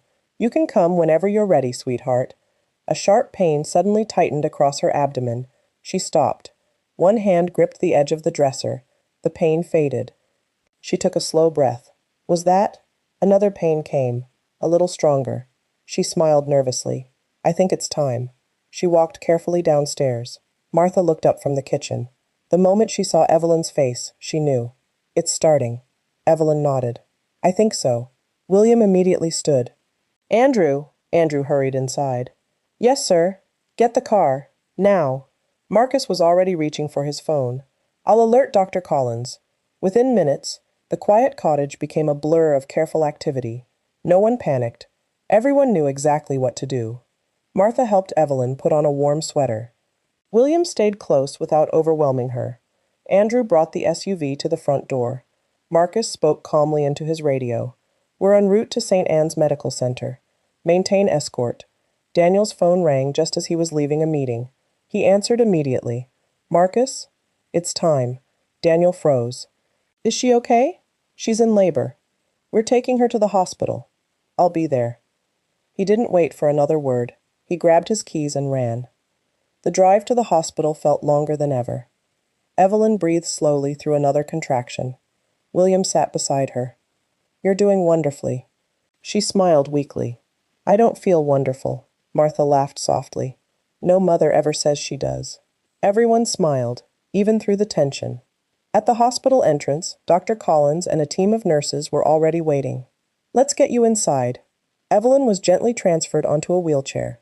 Daniel arrived just as the nurses rolled her toward the maternity ward. He stopped several feet away. He didn't know if he should come closer. Evelyn looked at him. Their eyes met. She held out her hand. Daniel walked to her immediately. Without saying a word, he took it. She squeezed gently. "I need you to stay calm." Daniel smiled through tears. "I'll try." Another contraction came. Evelyn closed her eyes. Dr. Collins nodded encouragingly. "Everything is progressing beautifully." She smiled at Evelyn. "Today, you're finally going to meet your daughter." The doors to the delivery suite slowly closed behind them. Outside, William folded his hands and looked toward the ceiling. For the first time in many years, his prayer wasn't for himself. It was for a little girl named Grace, who was only moments away from entering the world. Hours passed. The contractions grew stronger. Dr. Collins stayed beside Evelyn every step of the way. "You're doing beautifully. Just keep breathing." Daniel never let go of Evelyn's hand. Every time another contraction came, he whispered the same words. "I'm here. You are not alone." Evelyn closed her eyes as another wave of pain swept through her. "I can't." Dr. Collins smiled encouragingly. Yes, you can. Your daughter is almost here. Outside the delivery room, William paced the hallway. Martha quietly prayed with her Bible resting in her lap. Andrew stood by the window. Marcus remained nearby, keeping the hallway clear of reporters and curious visitors. Richard arrived a few minutes later. Any news? William shook his head. Not yet. The hallway fell silent once again. Then, a tiny cry echoed through the maternity ward. Everyone froze. Another cry followed, louder this time. Healthy, strong. Martha covered her mouth with both hands. William closed his eyes as tears streamed down his face. Richard whispered, "Thank you, Lord." A nurse stepped into the hallway with a broad smile. "Congratulations. You have a beautiful baby girl." The hallway filled with relieved laughter. William wiped away his tears. "How's Evelyn?" The nurse smiled. "She's exhausted. But both mother and baby are perfectly healthy." Inside the delivery room, Dr. Collins carefully wrapped the newborn in a soft pink blanket. 7 pounds, 4 ounces. Perfect. She gently placed the baby into Evelyn's arms. The moment Evelyn looked into her daughter's eyes, every painful memory seemed to disappear. The storm, the betrayal, the fear. None of it mattered anymore. "Hello, Grace," Evelyn whispered. "I've waited so long to meet you." Tiny fingers wrapped around Evelyn's little finger. Fresh tears rolled down her cheeks. "I love you. I loved you before I ever saw your face. And I'll love you for the rest of my life." Daniel stood beside the bed, unable to speak. Dr. Collins smiled. "Dad, would you like to hold your daughter?" Daniel nodded, tears already filling his eyes. Very carefully, Evelyn placed Grace into his arms. He stared at the tiny face looking back at him. "So, you're Grace." A tiny yawn escaped the baby. Daniel laughed through his tears. "You already have everyone wrapped around your little finger." He kissed the top of her head. "I made mistakes before you were born." He looked at Evelyn, then back at Grace. "But from this day forward, I promise you'll never doubt how deeply your father loves you." Evelyn watched quietly. She didn't interrupt, she simply smiled. Because for the first time since the storm, the promises being spoken in that room weren't empty words. They were being built on truth. Outside, William looked through the nursery window as Daniel gently handed Grace back to Evelyn. He smiled to himself. 7 years earlier, he had left a hospital carrying unbearable grief. Today, he watched another family begin again, and this time, life had given him the ending he thought he would never see. A gentle knock came at the delivery room door. Dr. Collins smiled. "I think someone has been waiting very patiently." Evelyn laughed softly. "Let them come in." The door opened. William stepped inside first. He stopped the moment he saw Grace. For several seconds, he couldn't move. Tears filled his eyes. Evelyn smiled warmly. "Would you like to meet her?" William swallowed hard.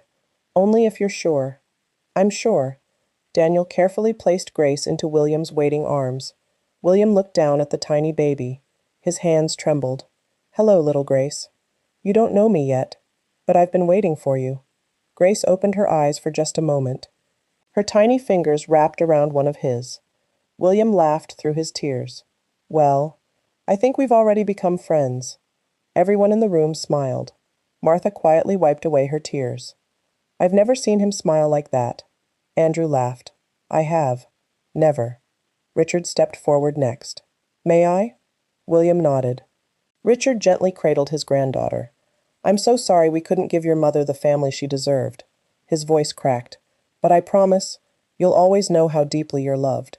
He kissed Grace's forehead before carefully handing her back to Evelyn. Just then, there was another soft knock. Marcus appeared at the doorway. "I hope I'm not interrupting." William smiled. "Come in." Marcus stayed near the door. "I only wanted to let everyone know. The courthouse has officially processed the protective order." He smiled at Evelyn. "Everything is in place. No one will disturb you here." Relief spread across Evelyn's face. For the first time in months, there were no court dates, no investigations, no threats, only peace. Dr. Collins completed one final examination. "Mother and baby are both doing wonderfully." She smiled at Evelyn.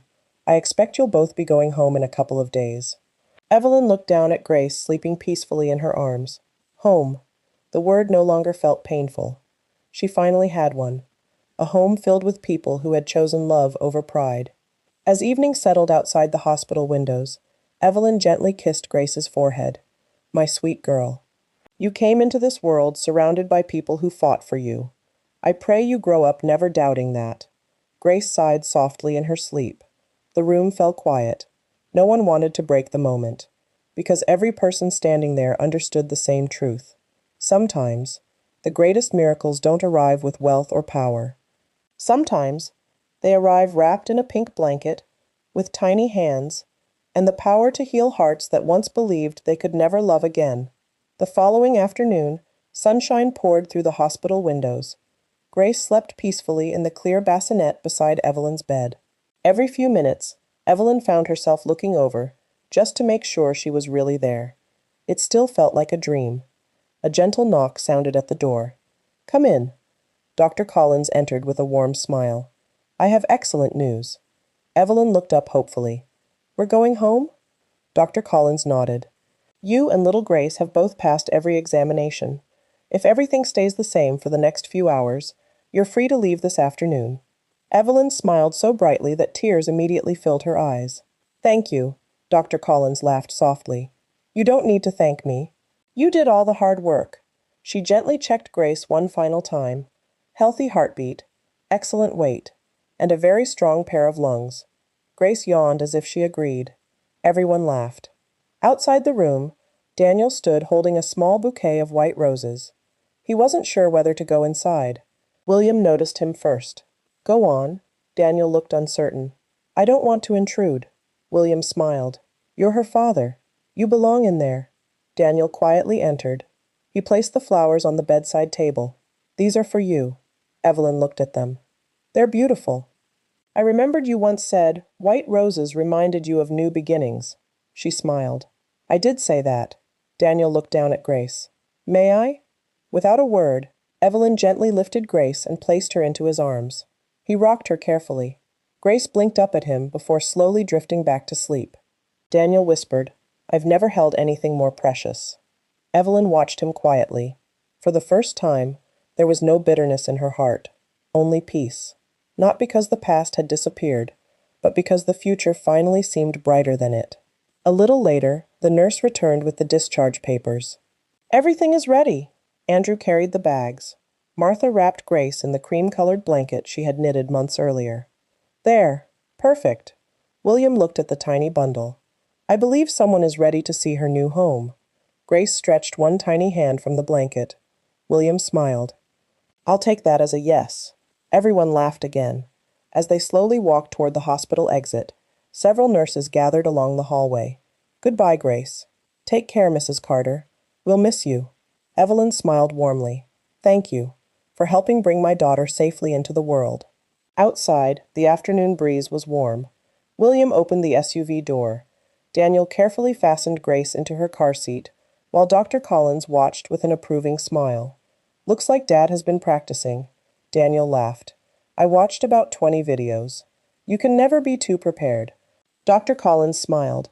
"I think Grace is in very good hands."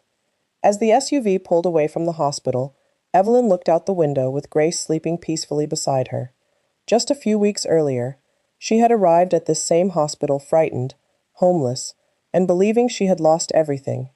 Now, she was leaving with the greatest blessing she had ever received, and this time, she wasn't going home alone. When the gates of Hope Cottage came into view, Martha could hardly contain her excitement. "She's finally coming home." Andrew smiled as he slowly drove up the long, tree-lined driveway. William stepped out first and opened Evelyn's door. "Welcome home." Evelyn looked at the cottage. Only weeks earlier, she had arrived with one small bag and a broken heart. Today, she arrived carrying her daughter. As Daniel carefully lifted Grace's car seat from the vehicle, Martha hurried to the front porch. "I've been waiting all morning," she laughed. "I even baked a welcome home cake." William chuckled. "I thought babies only drank milk." "They do," Martha grinned. "But the adults need cake." Everyone laughed. The front door opened. Sunlight poured into the living room. Fresh flowers stood on every table. A hand-painted wooden sign rested above the fireplace. "Welcome home, Grace." Evelyn covered her mouth. "You did all this?" Andrew smiled. It was Martha's idea. William shook his head. It was everyone's idea. Tears filled Evelyn's eyes. She had dreamed of bringing her baby home to a place filled with love. She never imagined that dream would become reality. Martha gently touched Grace's tiny cheek. "May I hold her?" Daniel looked at Evelyn. She nodded. "Of course!" Martha cradled Grace as though she were holding the most precious treasure in the world. "Oh," she whispered, "you are even more beautiful in daylight." Grace opened her eyes. For a moment she stared at Martha. Then she smiled in her sleep. Martha laughed through her tears. "Did you see that?"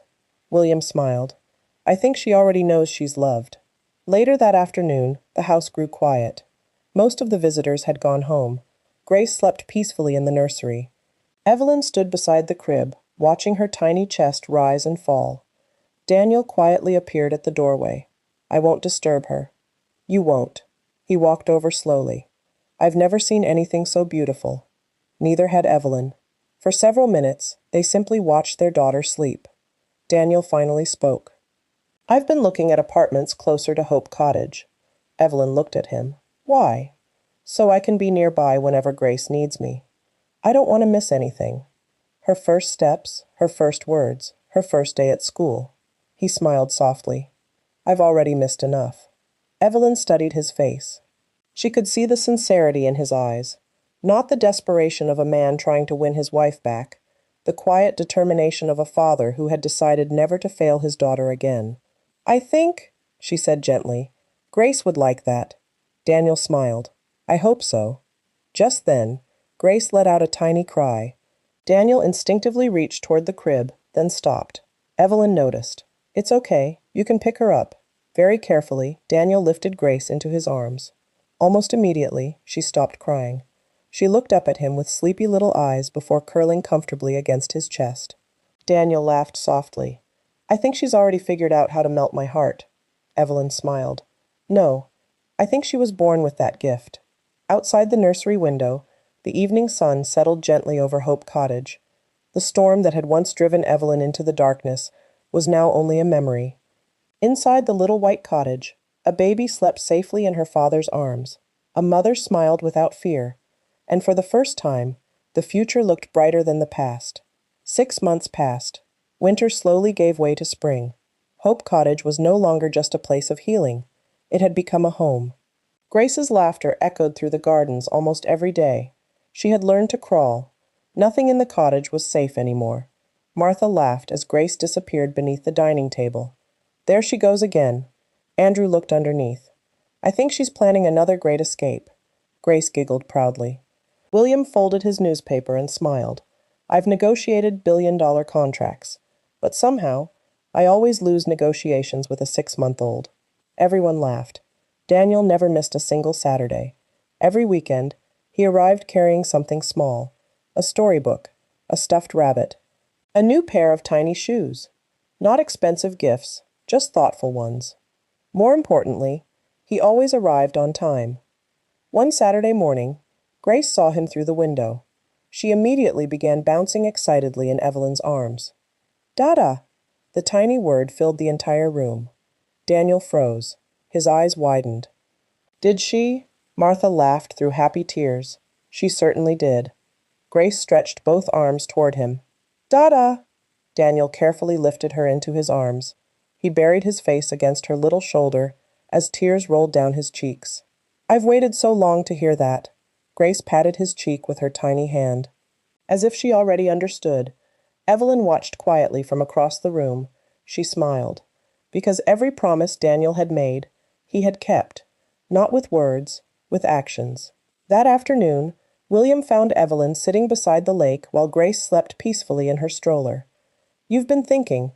Evelyn smiled. "Is it that obvious?" William sat beside her. "What about?" She looked toward the water. "I've been remembering the night you found me." William was quiet. "If your car hadn't stopped." She looked down at Grace. "My daughter might never have been here." William smiled gently. "My daughter once told me something." "What?" She said, "Dad, whenever you have the chance to be someone's miracle, don't keep driving." A tear slipped down Evelyn's cheek. "She must have been a wonderful woman." William nodded. "She was." He looked at little Grace sleeping peacefully. And somehow, I think she'd be very happy knowing her words helped bring this little girl into our lives. The breeze gently stirred the willow branches above them. Grace smiled in her sleep. Evelyn reached down and softly tucked the blanket around her. My sweet girl, you'll grow up hearing this story. Not so you'll remember the people who hurt us. She kissed Grace's forehead. But so you'll always remember the people who chose kindness. And as the afternoon sun reflected across the quiet lake, Hope Cottage no longer felt like a place where broken hearts had come to hide. It had become the place where an entirely new family had learned how to love. 1 year later, the gardens at Hope Cottage were in full bloom.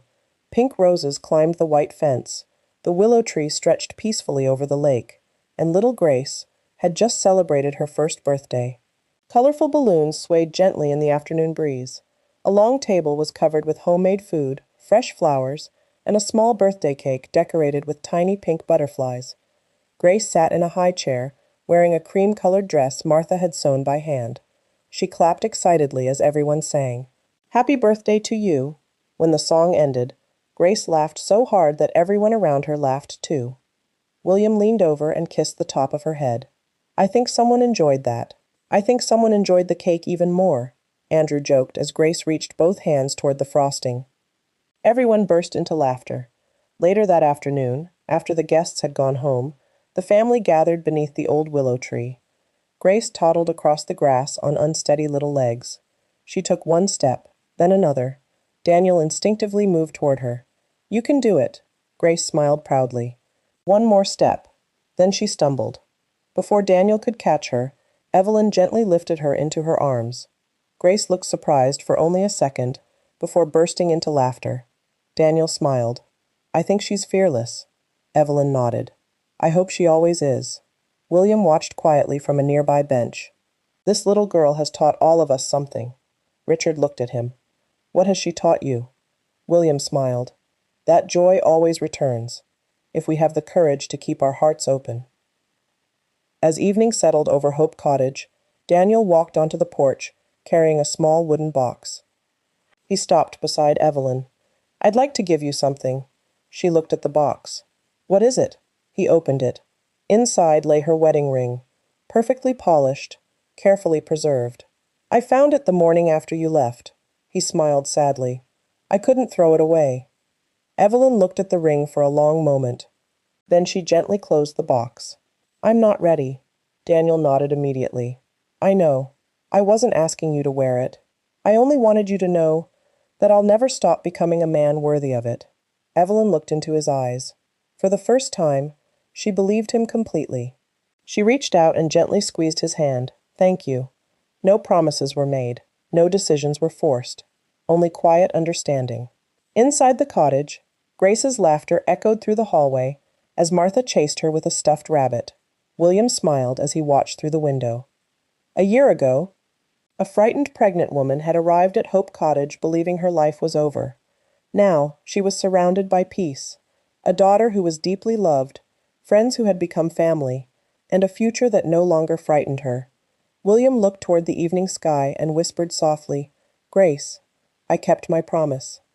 A gentle breeze rustled the trees, almost as if someone had whispered back, and in that quiet moment, every heart at Hope Cottage knew that sometimes the greatest blessings are born from the darkest storms. 5 years later, Hope Cottage looked almost exactly the same. The roses still climbed the white fence. The lake still reflected the morning sun. The only real difference was the little girl running across the lawn with a bright pink backpack bouncing against her shoulders. "Grandpa William!" Grace laughed as she threw herself into William's arms. He lifted her effortlessly. "My goodness!